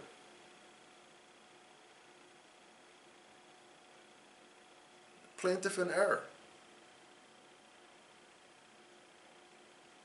And then you're talking about Moors going and doing this. So now, somebody who is free putting their self in slavery. Somebody who's free, because remember, like, a corporation's a person. So the name on the birth certificate's a person. So you're claiming to be the holder in due course of a person is slavery. Another level of fraud. Because they're not disclosing about the whole birth certificate fraud, and it's really about the birth record proving your birth, not the certificate. The certificate that's later. That's the receipt that you're sold. You want to get to where you weren't sold yet. And how you get there is just not filing some paper or whatever. Just shaking off that mud that's on you and realize you're a Moor. They've been playing you this whole time. Have you thinking you're Negro, black, colored.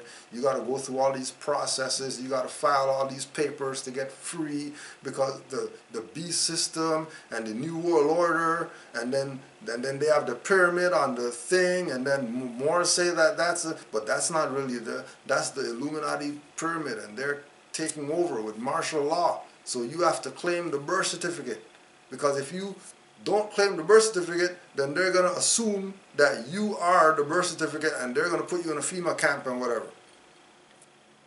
Then you're running with them. When the noble prophet told you you're not Negro, black, colored, you know that? You're not Ethiopian either. You're Moors. Where's Noble Drew Ali's birth certificate authentication?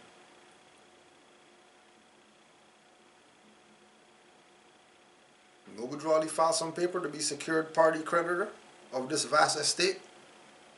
No. He just declared his nationality. The same thing that we're telling people to do, but like Brother Mario told the Moors, you know, y'all scared. I ain't scared, but we know that they're scared. That's why they do all these processes. All these processes go to the white man. Moors are reading from the European books and all that stuff, but they're going to the European to file some papers to be secured party creditors. These are Asiatics doing this. These are kill cracker guys doing this. Esau is the devil and stuff like that, and he's an Edomite and all that, but they're going to file some papers to say that they're secured party creditors in a system based in debt.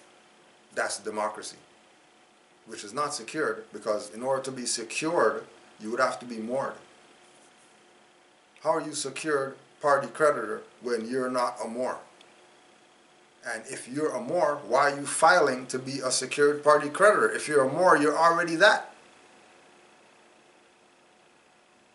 If you're a Moor, you don't need some paper to make you a secured party creditor.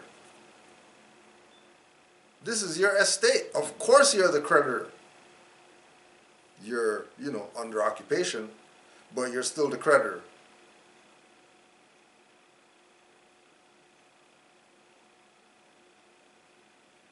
Right? And it's stealing, because that's not your birth certificate. That's not your straw man. That's U.S. Corporation's birth certificate. That's U.S. Corporation's straw man. That's Canada Corporation straw man. That's Canada Corporation's birth certificate. That's not yours, Moor. By you claiming it to be yours, you just stole. But you know, fraud has no statute of limitation, so they're not going to call you on that. They're not going to call you on, hi, I'd like to authenticate this birth certificate. Let me see that. Oh, yeah, okay. You know, this is not the original. We need the original, but, you know, since you're a Moor, we'll just do this for you because, you know, we don't need the original. No, they need the original. They know they need the original. Fraud has no statute of limitation. So once you come to them with fraud, then they'll do fraud. Oh, you're not going to reserve your rights? Cool. We won't reserve ours. Matter of fact, we won't even sign. Just you sign. With a smile. Playing you. And again, you know, we might bring up Europeans, but some European are the problem. Right? Our people are the problem. The problem is our people. And then just for the record, for everybody who's wondering, there's no Facebook right now. So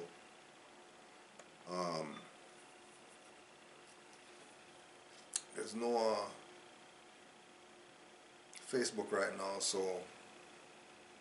you know, any Facebook relative stuff I can't see because I ain't got no Facebook. So don't worry about those stuff. Right? And that's what it is. Now,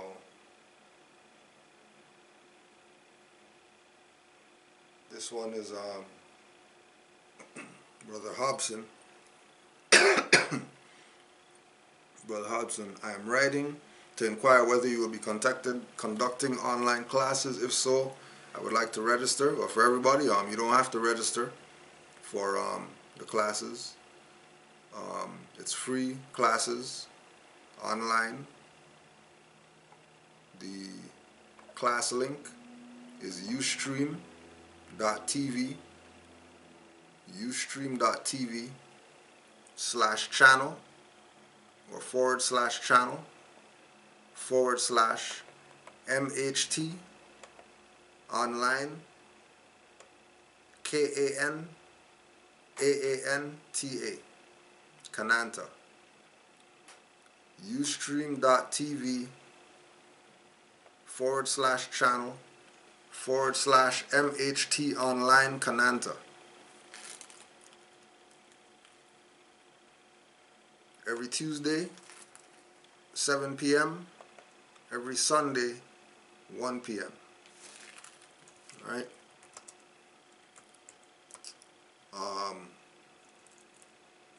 Now the other part of the question was about correcting status. So what we've been frequently telling people is that the status correction is really a mindset before it's anything else. Always, at all times,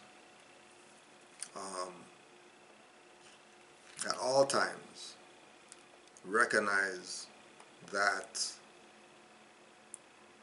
if anything is to manifest, it first is going to be, in thought. It's going to manifest as a thought first, and then it's going to be here on the earth plane. So put that same lesson to correcting your status. That the paper and the cards and the, whatever doesn't do it. It's where's your mind at with regard to this thing called status correction. To establish your nationality, to establish your trust, is to establish that in your nationality.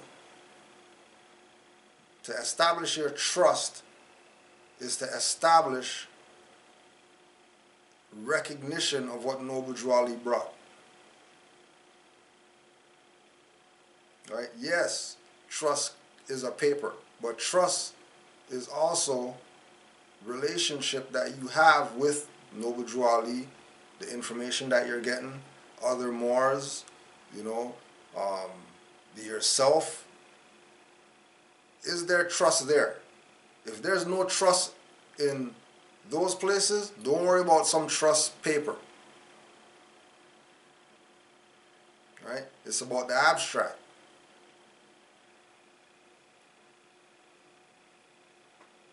Right? The 14th Amendment brand.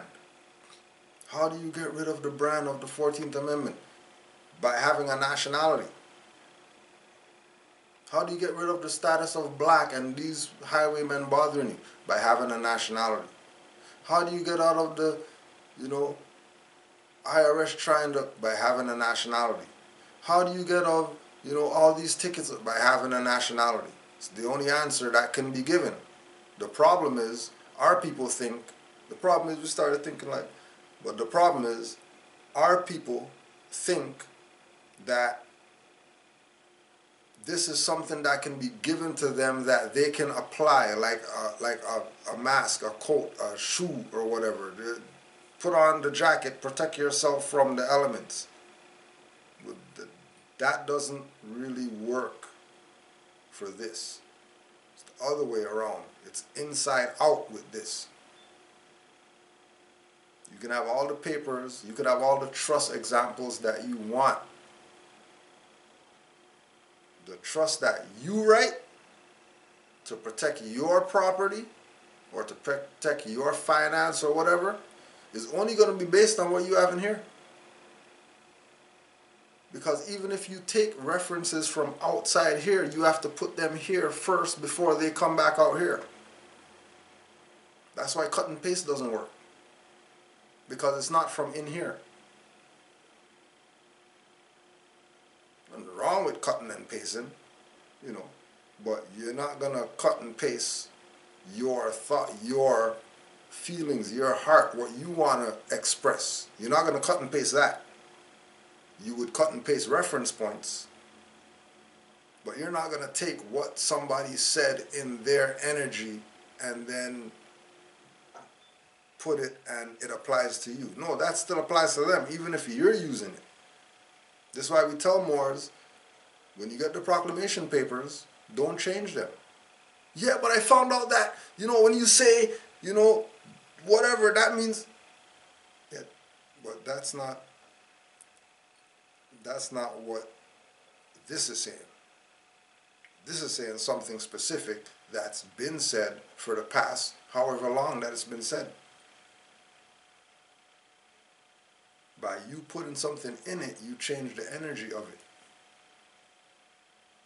That it might not work for you, because how it is works. There's no need to change anything. If there was need to change something because maybe it didn't work or whatever like that, you want to make it more powerful than it is, that ain't happening. It's as powerful as it's going to be.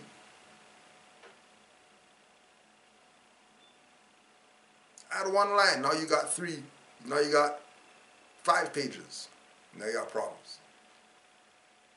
Now you got to make stuff smaller and change the format of whatever so it could fit, because you know you don't want to have a document that's 4 pages and then 1 page is 1 line.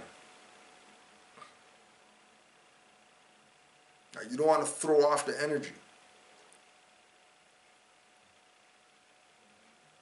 Because remember that certain things that are being done,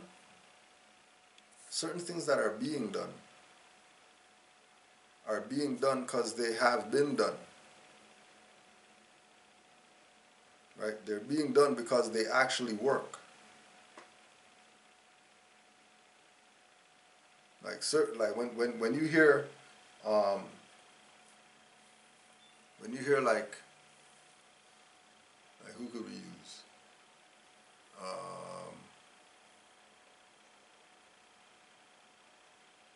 Okay, Aleem, for example, right?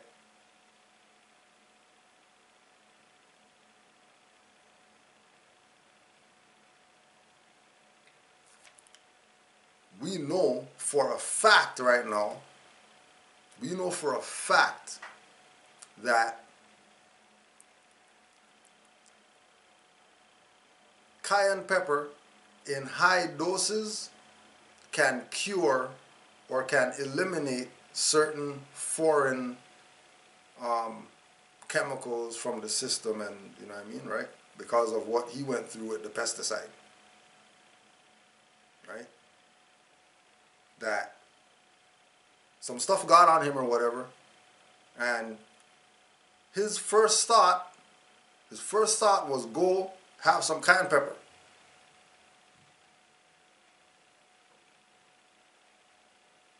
That's from experience. That wasn't that instance.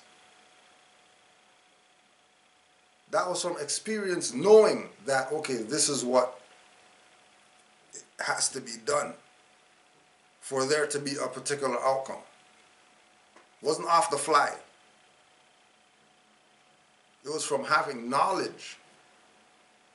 No different than somebody sends a letter. Having knowledge is how depends on how you're going to reply or not reply. You might get scared, pull out the fiat and just give it to them. Because you lack knowledge. You lacked the actual factual. Right? And we want to move away from speculation. That's why when people say, you know, they bring up authenticate birth certificate, so find me 10 people who did it. Tell them put their name, tell them put all their stuff on the record that they did.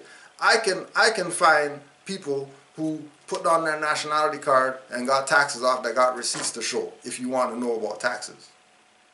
I can find Moors who've been had their own plates longer than 5-6 years. That's exercising right to travel. We talking about right to travel.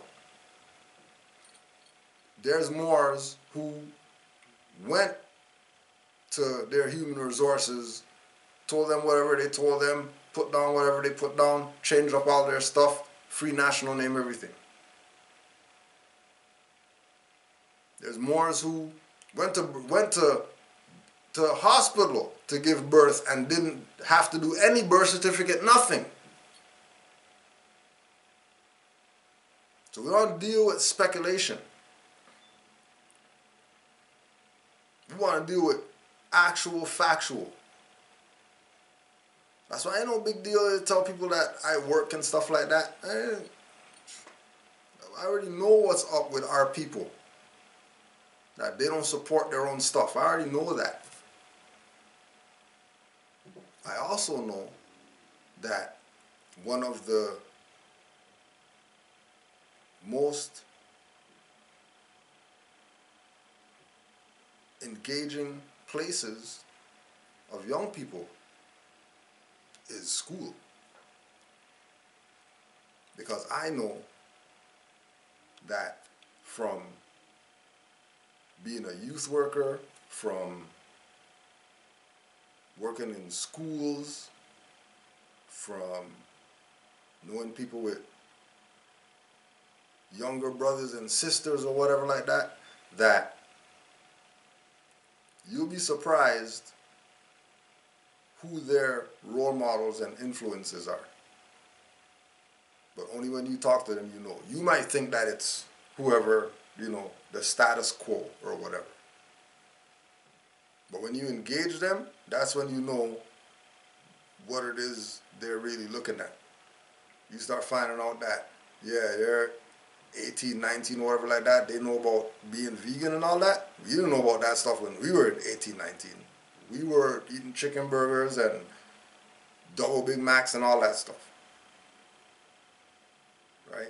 You didn't have a clue about what. There wasn't even nothing called being vegan when we were 18, 19 or whatever. Right? There was no full-blown thing like they got today. That's popular. You know what I mean? Trust that all the you know, stuff that we have to deal with and things that we have a problem and really all of it's based on because we don't have a nationality. For real, for real. And we just haven't experienced enough people with nationalities to know how real nationality is. Look up Toronto. It's one of the most multicultural places in the world, if not the most multicultural place. And trust me out here, these people know the difference between black people and Moors. People who have sense, people who know how to think, people who know themselves, and people who don't know themselves. People who don't know themselves get treated a specific kind of way all the time. That's just what it is. People who understand about their nationality and birthrights, they don't have the same issues that the people who don't want to know have. Trust they don't. Right? Believe that they don't. That's just what it is. The order of the day is nationality. It is going to be, especially for our people. Right? Especially for our people.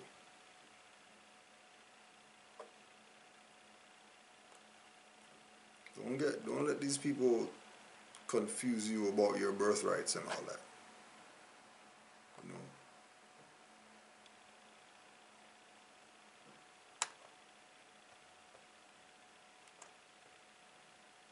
And like we're saying, people are waking up crazy right now. It's just nuts, right?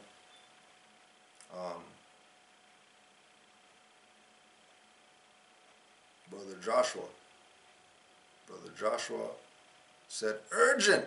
I want to claim my birthright. Urgent. I want to claim my birthright. Where are you guys? Right? Don't worry. We'll send you some contacts to some Moors around Cincinnati. They might not be doing, you know, classes or whatever, but there are Moors there who are studying, you know what I mean, that don't mind, you know, putting their info out or whatever. So we'll definitely be able to direct you to some people, right? We'll definitely be able to direct you to some people. All right. You know, but again, going back to that thing about claiming your birthright. You know, if you want to claim your birthright, then claim it. That's what it is. You know, like Drew Ali said, if you don't do anything else, declare your nationality. What does he mean by that? It means if you don't do anything else, say you're a Moor. If the get down gets to the get down, say you're a Moor and stand on that, and you know what I mean, see what goes down. You don't know. If you don't do anything else, put your status on the record with these people. If you don't do anything else, at least do that. Yeah, but you know, the UCCs and find me where Noble Drew Ali said that. If Noble Drew Ali didn't say that, then don't give it too much attention.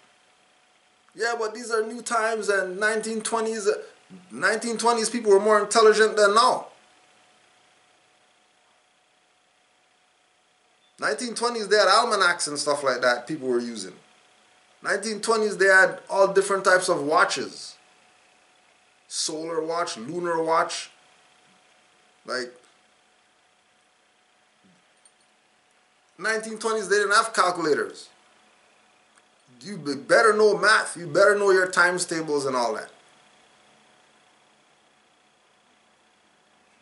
So don't look at now as, you know, things are happening now because we got tablets and we got... Things ain't happening right now. When's the last time some of these people read the Constitution? That's the supreme law of the land. Probably never. Never. That's the supreme law of the land though, but they never read that.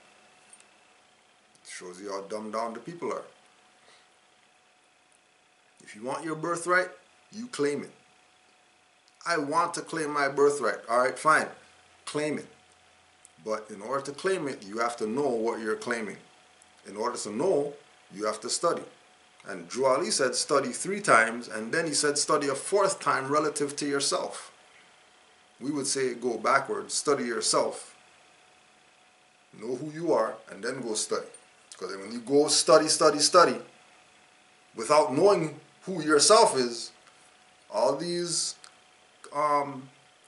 buzzards and vultures out here, intellectual vultures, who are just waiting for the weak minds to come and feed off of, or they're waiting for you.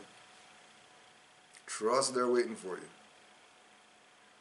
And they don't apologize. You know what I mean? They don't care if that was your rent money that you bought a package off them and you know you can't pay your rent. They don't care.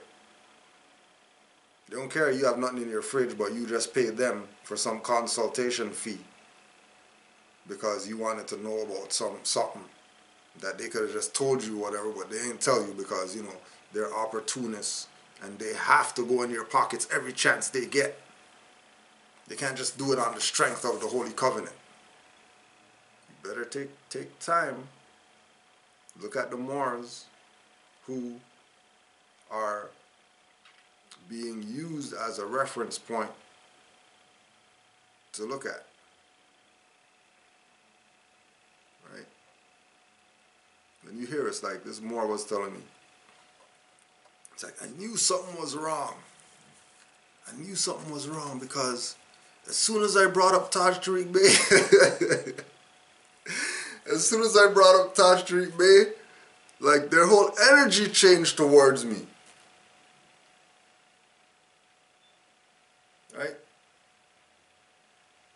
You brought up the name of the vampire killer to the vampires? Right? But remember, you know, it's just like when the mother was having the baby, and then, you know, the dragon's waiting to eat the baby. Well, he can't eat mother. Right? He's never gonna try to eat mother. The same way. You start talking about, you're studying from Canaanland Moors and RV Bay publications or whatever, watch how much BS they talk, but they stop messing with you though. Immediately, they realize that you're not a fool for them to play. So they step away, they back off. Because they know they can't play you. And then now you're going to be the name that they're whispering about, don't talk to that Moor and all that stuff. You know what I mean? Especially you Moors who've been in Moor Science Temple, and then you started looking, studying for yourself, and you realize that these people have been lying to you from this Moor Science Temple podium. You address certain things to them, they can't answer, they have no questions, and then all of a sudden all these people that you knew in the temple, you guys used to go cook out together and stuff like that, all of a sudden they don't call you anymore. They don't say, hi, how you doing? Looking at you funny and all that stuff. Why do you think they're doing that for? Because they fell for the psychological manipulation, and they're riding with the sellouts. They're riding with the puppets who took the position of making sure at all times adhering to not what Noble Drew Ali laid down. Have you worked? That you're somewhere where there's supposed to be a Moor Science Temple of America and there's none you're calling Canaanland? And you're taking these people serious? That they're doing something from I mean, like they're really doing something? How are they doing something when you can't even call them? You're calling Canaanland to find out about, proclaim your nationality? You want to claim your nationality, but you're not going to Moors where you're at. Specifically Moors who have Moor Science Temples, because Moors where you're at who are just Moors, they might not have the ability to have a building or have a room or have a whatever to do classes. They might just be some Moors that, you know, they meet up whenever they meet up and they study when they study because, you know, they know that these people that's around here, they've been playing with birthright for too long, and I'm definitely not letting these people play with my birthright now that I know. Forget all that. Alright? Brother Navi Bay called me last night. I was about passed out. But he was in a bill with some Moors, and these were some questions that they had. And again, you know, looking at this idea of, you know, people coming into this and then they're looking at Noble Drew Ali, and then their mindset automatically goes to, I want to start a temple. Which again is that programmed mindset. Because that's not the only thing Noble Drew Ali brought. So for you to be a lover of the teachings of Noble Drew Ali, but the only thing you want to start is a Moor Science Temple when there was all these other institutions that Noble Drew Ali had set up, shows how programmed even the teachings out there are. The teachings are geared for people to think a certain way with regard to Noble Drew Ali. Not the universal perspective that they should have. Their thinking is geared to be looking at things a certain way. Which most of the time, that way is the wrong way. Most times. Right? So first question was, who exactly are we as Moors?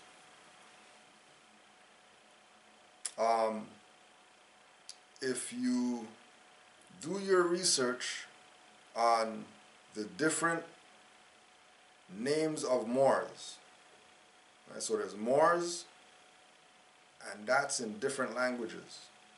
When you do your research on all these different names of Moors and you find out that you are known as Moors in other languages, not just English, then you'll know who exactly you are. when you accept the reality in your mind that everywhere you go in the world, it's like I was talking to a brother from Sierra Leone, right? And he lives right now in Scotia. He called because he was watching the videos and it was just interesting information to him that he never heard before. So he saw the number, he called up, left a message or whatever, right? So, you know, he's questioning stuff, just asking questions or whatever, questioning about things. And then he starts telling me about, you know, that he's from Sierra Leone or whatever. And, you know, how does this information apply to him if he's from Sierra Leone and blah, blah, blah. I'm like, yo, well, you know, you see the headwear that we wear as Moors, right? Like, you see the fez. He's like, yeah, I know what that is. I'm like, okay, so in Sierra Leone, what is that in Sierra Leone? Well, that's not something for commoners, so I don't even know what it is. But I know that it's something there. This is in Sierra Leone now. Didn't speak about it from a negative perspective, didn't speak about it from some slave perspective, didn't speak about it from none of that. He said that in Sierra Leone, the fez is not for commoners. Common people don't even like care about it or whatever like that. But it's something that's there that certain people and have prestigious position or whatever like that, they are the ones who have the authority to wear that, not the common man. Not from them saying that, that's just what it is. That only if you're in a certain mindset, you have a certain rapport, you know, dignity about you, would you wear this headwear. That's just what it is. Right? So, we're talking about the free national names. You know, El and Bey and, you know, Al, Ali, whatever. And I was asking him, what's the dude's name again? Let me see if I find his name. There was a freedom fighter. There was a freedom fighter from Sierra Leone, right? And his name was Bey something, right? Bey Bure. Baba Bey Bure. Baibureh. I'm like, what do you say? What's his name? Bey Bure. How do you spell Bey? B-A-I. How come you guys look at him whatever like that? Oh, because, you know, he stood up for the rights of people, blah, blah, all this stuff. Right? And he was a chief. Right? Which we know, you know, sheep is where they get chief from. Because there were sheiks before there were chiefs. And all they do is copy our stuff. So Baba Bey Bure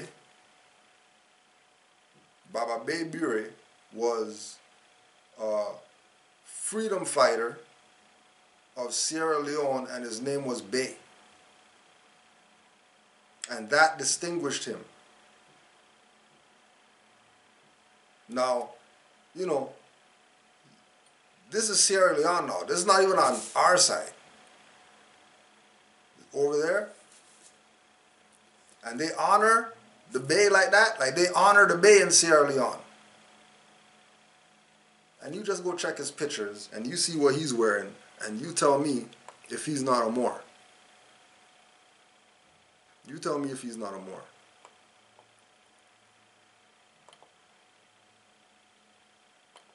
Right? So who are the Moors? You start researching who the Moors are, you'll quickly find out who they are. And quickly find out your connection to them, because Moors look a certain way. Right? So when you accept the fact of who the Moors are and that it includes you, you realize that it is the bloodline. It is the pedigree. It is the consanguinity. But it's not by some European's authority. No, the European made us Moors. The Europeans made us black, Negro colored, African, West Indian, Caribbean islander, ward of the crown, child of the crown. The Europeans made us that, but Europeans didn't make us Moors. And again, like we put out, you know, just go on our Canaanland Moors YouTube page and just go watch. Don't debate Moors, debate Dr. Ben. Just go watch that. See what Dr. Ben thinks about who the Moors are. Because he's supposed to be, you know, world-renowned scholar. Everybody knows, all the black guys respect him. All right, well, let's go hear what he has to say about Moors and then go from there. Right? The general protocol in dealing with responses to claims, i.e. traffic citations and other suits. Well,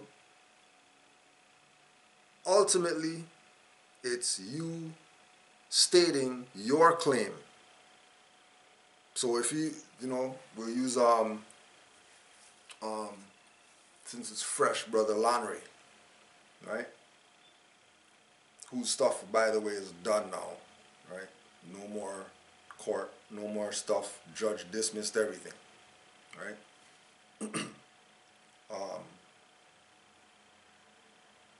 With regard to his situation, their claim was he didn't have a license, so he can't drive. And if he does have a license, it's suspended, so he can't drive. And because he's giving a hard time to the one who's asking for the license that he doesn't have, he's also going to get obstruction charge. And because he didn't call in to say his address changed, he's in breach of probation and all this other BS, right?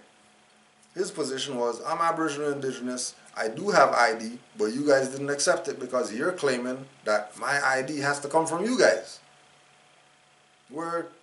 That's some BS. So the claim or the response that you're making to their claim is one, that you are in your status based on your nationality, not their corporate status or their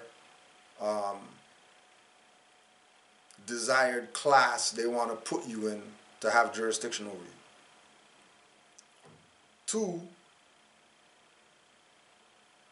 with regard to their claims that they're making, they have to prove what their status is before they can even talk about anything. They have to prove that based on this status that they have to prove that they also have territory jurisdiction, meaning where this building is that we're having court, so-called court, where this building is somewhere that they have jurisdiction to have this building, to have a court, to have me in here under some fraudulent name without them putting their status on the record.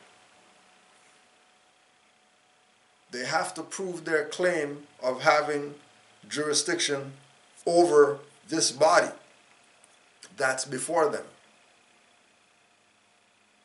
They have to prove they have jurisdiction over the things that we're talking about. So these are the claims that you are making to counter their claim.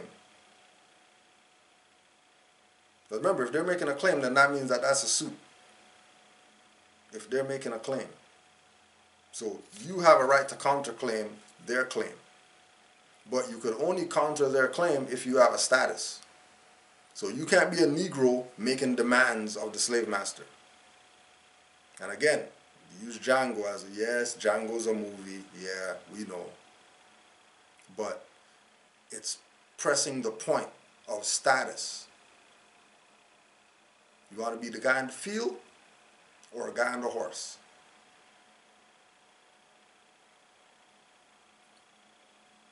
Pick a position and play. You want to be the field guy? If you want to be the field guy, then zip the lip, go pick some stuff, and just shut the hell up. You want to be the guy on the horse? Oh, well, now you can talk. Right? Now you can say something. Now you can reply. You can't just make smart comments or whatever like that, think that you're dumb nigger and you're just going to accept whatever they say. No, it doesn't really work like that. I have a right to challenge your claim only because of my status. And I think that you guys are trying to violate my rights. So I'm just here to put on the record what my status is. Right? Matter of fact, in your response, this is another thing from Lanre's case, that when he brought up the question of being denationalized and being assumed black, the judge said that it's a charter issue and she can't hear the case. So know that in those tribunals, you have the authority to request, demand, ask for a status hearing. Just go talk to the clerk before court and ask them, hey, if I want to do a status hearing, what do I do for that? They'll let you know what's up. Because they have a process. It's just, they don't tell us stuff. One, they don't tell us stuff because we know it means the end of them, so they're not going to tell us anything. And two, they don't tell us stuff because they don't want to be the ones to let the cat out the bag, even though cats are running around the place and cats left in the bag for them to let out. They're going to still have you, thinking the cat's not on the bag while there's a cat on their face or whatever. And they're trying to make you think that, we can't let the cat out the bag. And all you're seeing is felines everywhere. Know that cat's been out the bag. Know that these people have been playing us with these traffic citations and these other suits. We've been the ones never standing up. Because I've been on both sides. I've been on the Negro side, go to court, and then they say whatever, and then you pull some BS or whatever, and then they let you off. You're like, yeah, I got them or whatever. Man, you didn't really get them, really. Because you still got to go back there to go deal with it whenever that time comes. When that time comes, you're still going to have the same BS argument that they're still going to throw the book at you and give you your whatever, right? And then being on the side of nationality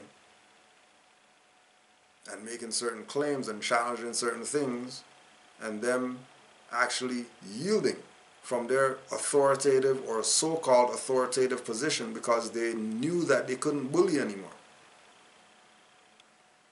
Like they couldn't pretend the Negro issue, right? Because the status of the individual who's before us states explicitly that they're not Negro, black or colored, and don't fall under any of these so-called codes or whatever that these people are doing. Right?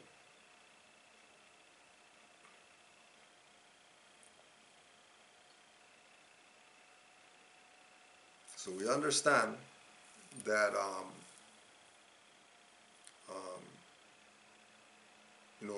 our people have issues in dealing with these people. We always put it out there. Don't try to use this information to get out of your stuff. Use this information to get information to help you get out of whatever it is you're dealing with. Don't have a situation and this information is going to help me get out of the situation, and then once you get out of the situation, then this means nothing. Or once this doesn't help you get out the information, this means nothing. No, this is life. This is something that has to be in here at all times. Having the information in here at all times, it's what's going to help you deal with the situation. Right? It's not the information that's going to help solely. It's you trusting in the information, you absorbing the information, you not looking at this as some one-night stand. Right? You got what you want, so now forget whatever. Right? There's longevity that goes with this. There's longevity that goes with this. Right? Yucatan civilization and mound builders. Always been here? Been here. Been here since this land was connected to the land over there and there was no Atlantic Ocean. It's been here. When the Mississippi River and the Nile River used to flow into each other. Been here. Been here.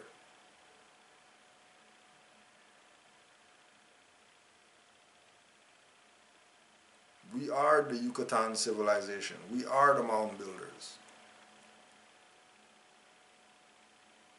Anybody claiming any of that, they're late people. They ain't really them.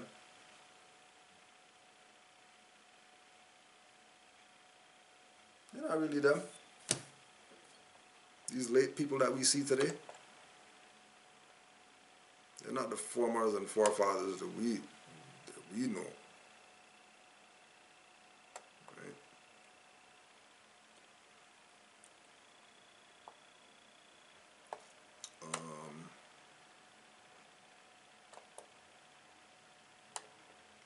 And you already know, Morris, that you already know what the Ustream BS. You're just gonna have to, wait for the the upload. But our curfew's done. Our YouTube curfew's done soon, so we'll be back up there. We'll be back up there soon.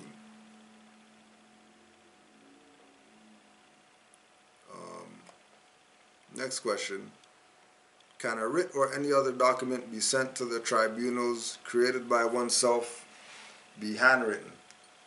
Also, when appealing a decision previously made in kangaroo court, which corporations, individuals, entities should one CC information about the circumstances to?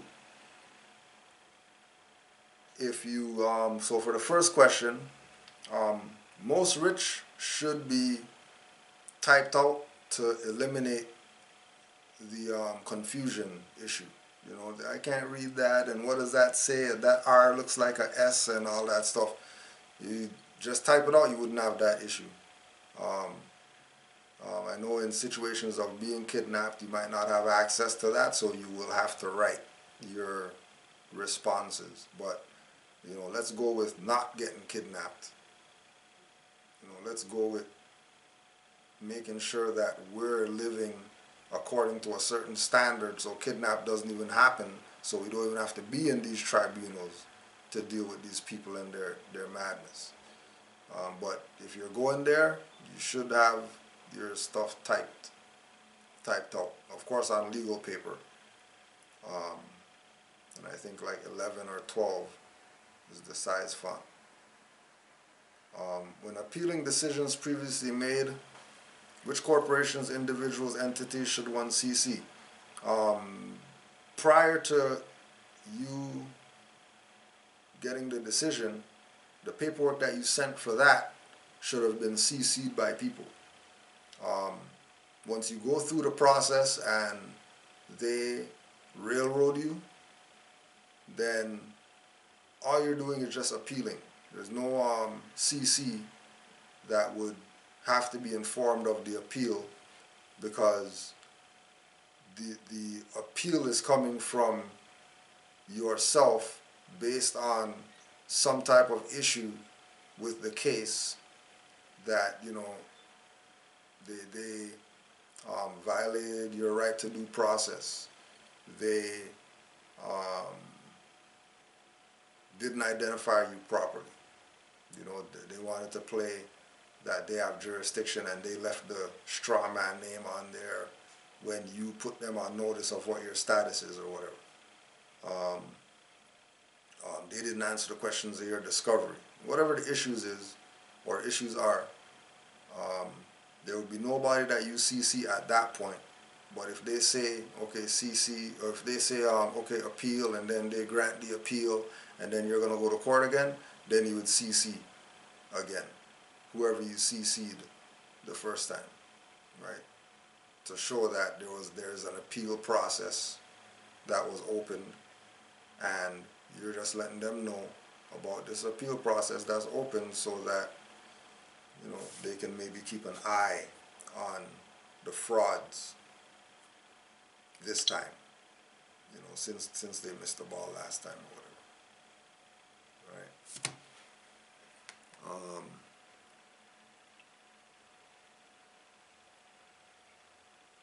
And then also too, remember that when you look at the CC entities, like we tell people all the time with you know, if we use basic issues, like you got some hair in your food or whatever, you know, you're not sitting there arguing with the clerk about hair in the food. Immediately you're going to go call the manager. So it's the same thing with dealing with these people. You know what I mean? And again, where it comes into, like Mother Anaida always makes Moors do the research on the state. When was the state founded? When was the city founded? When was the county founded? You know, what were they founded as? Corporation, you know, business, non-profit, whatever. Like how were they set up? How were they established? All these things is information that would assist you in knowing who to address. Because again, we only want to deal with the managers. We only want to deal with the heads of whatever. We don't want to deal with the subordinates. We don't want to deal with the cashiers and the clerks.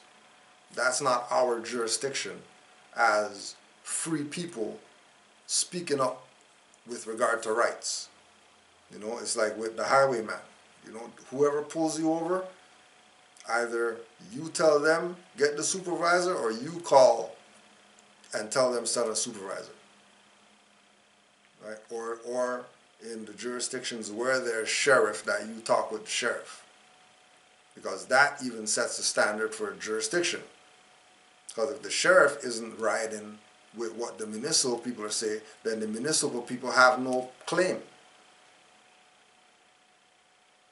Right? This is why they would tell Moors, oh, don't listen to whatever like that.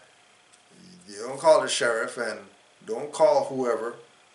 Don't call anybody else. Just deal with the officer, because the officer knows. They don't know no law. What law do they know? They got hired for that position. Remember, when Brother Fontes recorded his encounter with the municipal whoever's, they didn't even know where their oath was filed. I think it's in the county, or I think it's somewhere. I don't know exactly where. What do you mean you don't know where your oath is filed? Clearly you haven't read your oath. Clearly. And if you're not reading your oath, then how am I supposed to know that you're standing? You know what? Just get the sheriff. I'm not even dealing with you people. Right? Because, you know, believe it or not, right? Like we had highwaymen tell us that Canada's its own country. It's not in North America. You know what I mean? Like we had highwaymen tell us that.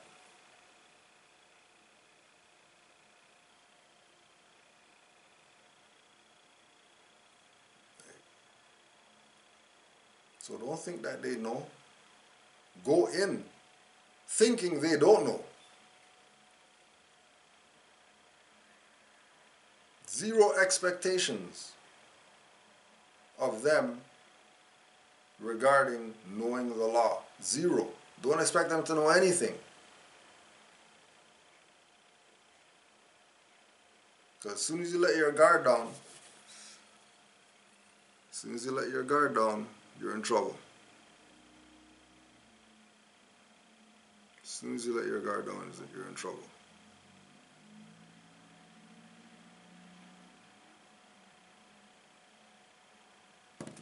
Right.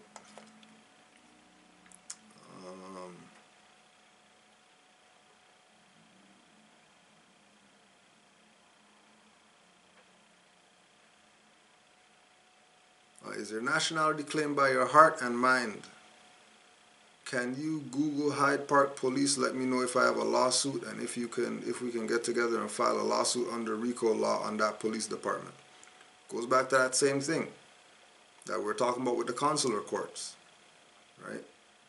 When, you know, like if you have a particular situation, right, where these people came at you for whatever, right?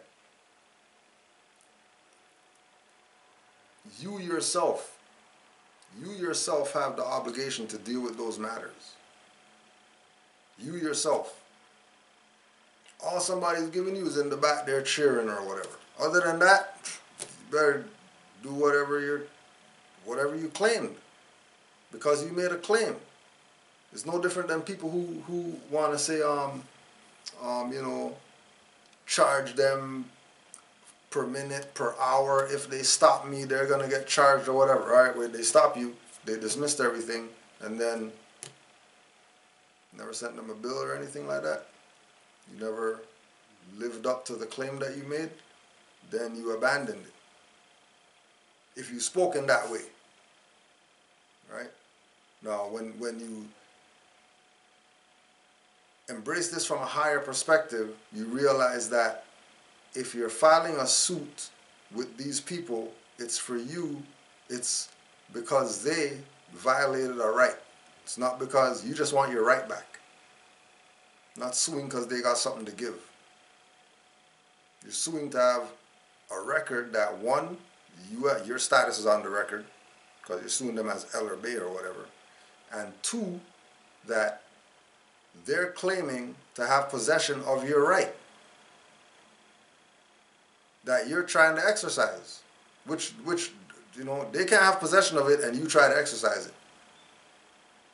Clearly you were exercising it and they violated you in order to claim that you didn't have that right.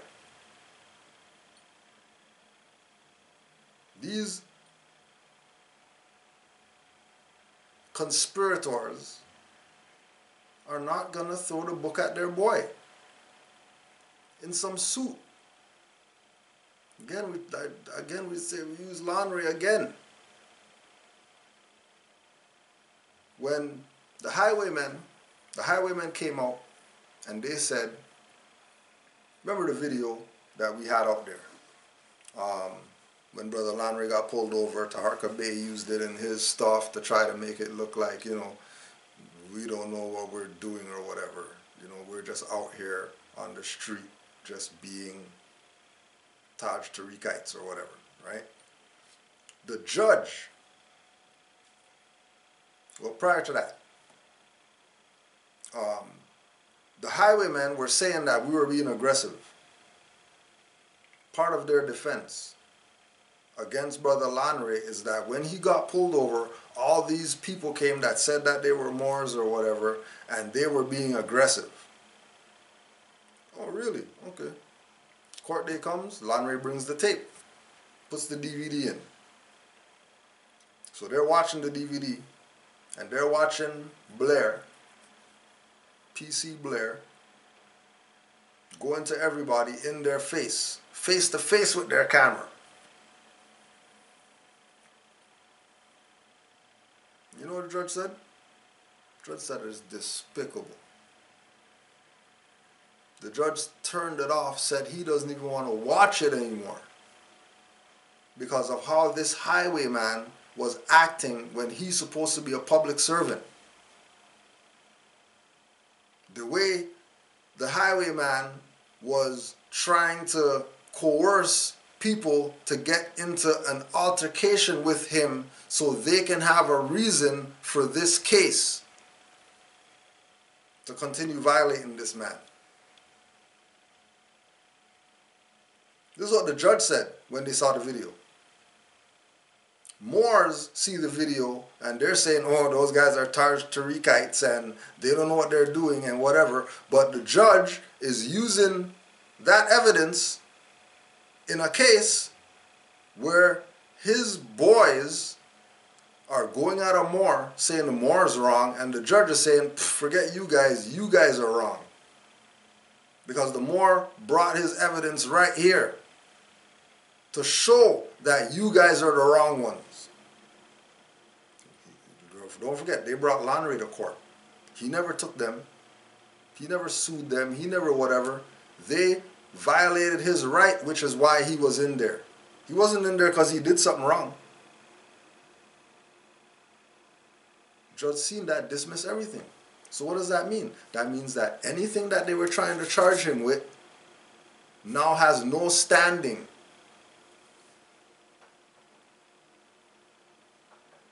No need to sue after all that. No need to sue after the gems and the jewels that judges, prosecutor, lawyer, whoever were dropping on this fake system. The jewels that Allah was dropping. Just make it, just for the fact of being there, getting to see certain things, interact with certain people. You can't pay for that. He only got that because he himself said, I'm standing on my square with regard to this. I'm not standing as Negro or African or whatever with this. I'm standing on my square with regard to this. Went in there, stood on his square, and got the outcome that he wanted. Everything dismissed.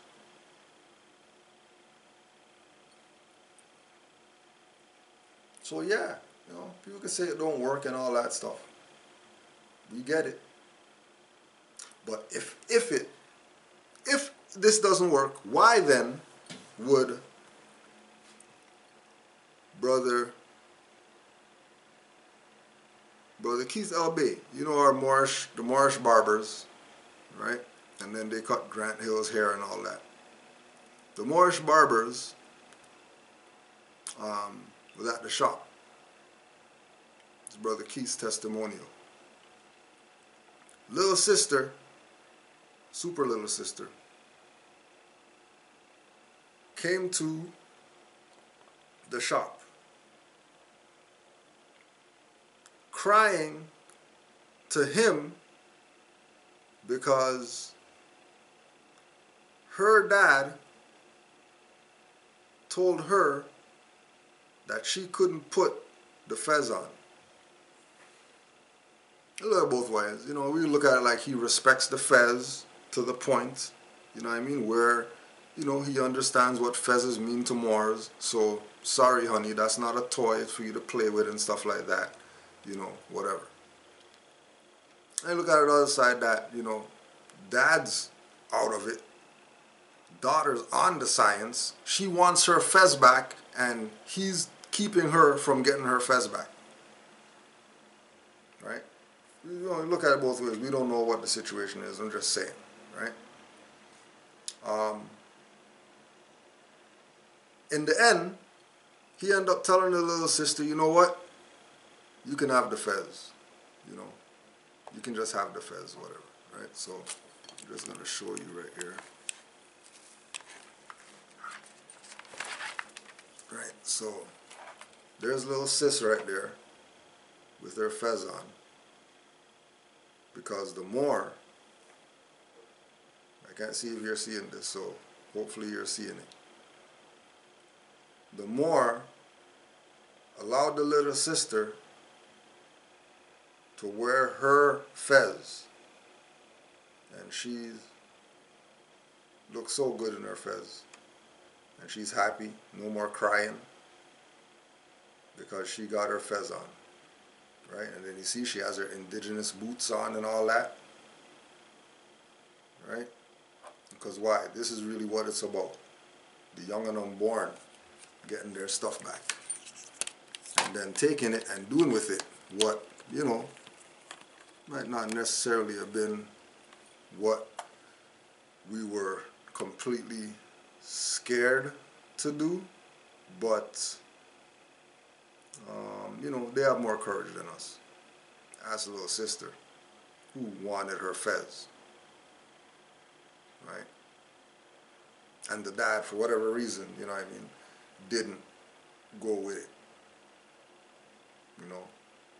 And then the owner of the fez yielding, saying, no, it ain't no big deal.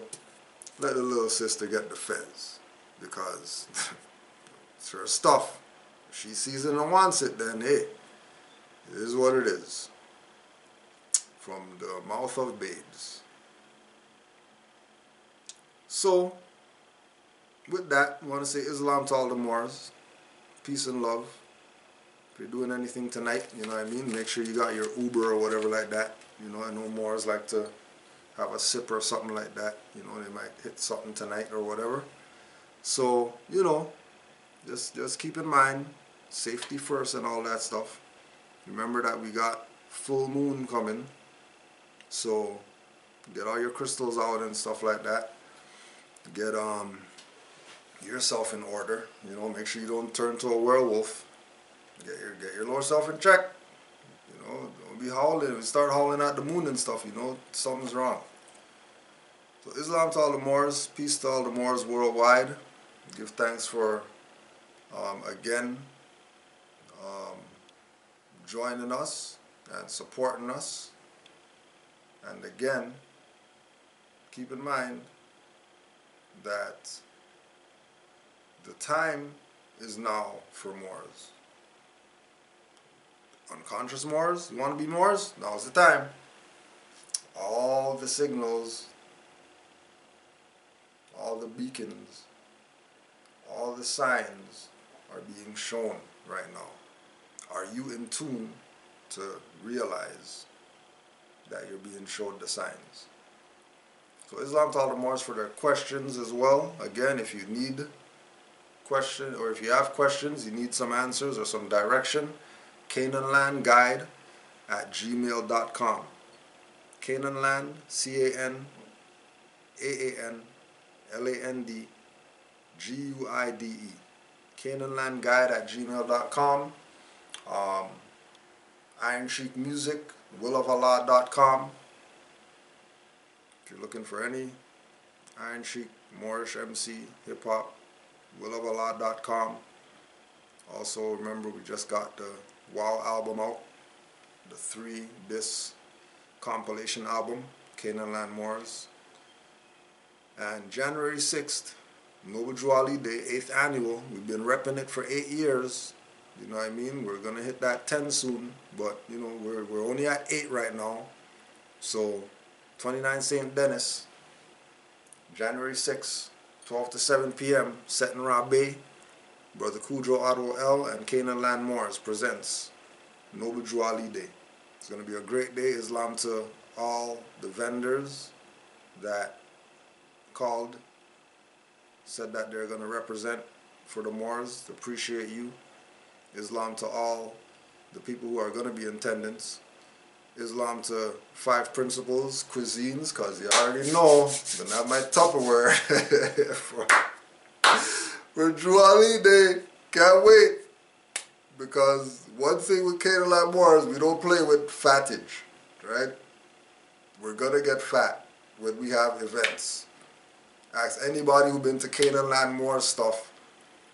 Cookout, you know, wilderness walk, go do stuff for the homeless, Noble Juali Day, lectures, whatever. 5 principal cuisines up to make sure that we got our fattage up.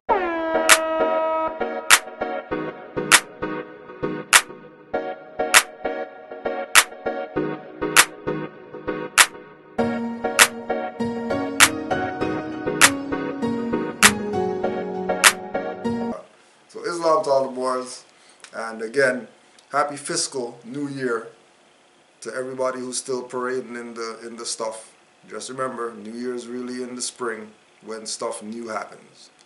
By the looks of it out there, ain't nothing new growing under that snow right there that they got. So we'll save our New Year's for spring, but we'll say happy fiscal new year to all the people partaking tonight. 5 on the left, 2 on the right. Allah, the Father of the universe, Father of love, truth, peace, freedom, and justice. Allah is my protector, my guide, and my salvation by night and by day through his holy prophet, Noble Drew Ali. Islam. Islam, peace and love to all. And of course, we'll give you some close out. Why not? You know.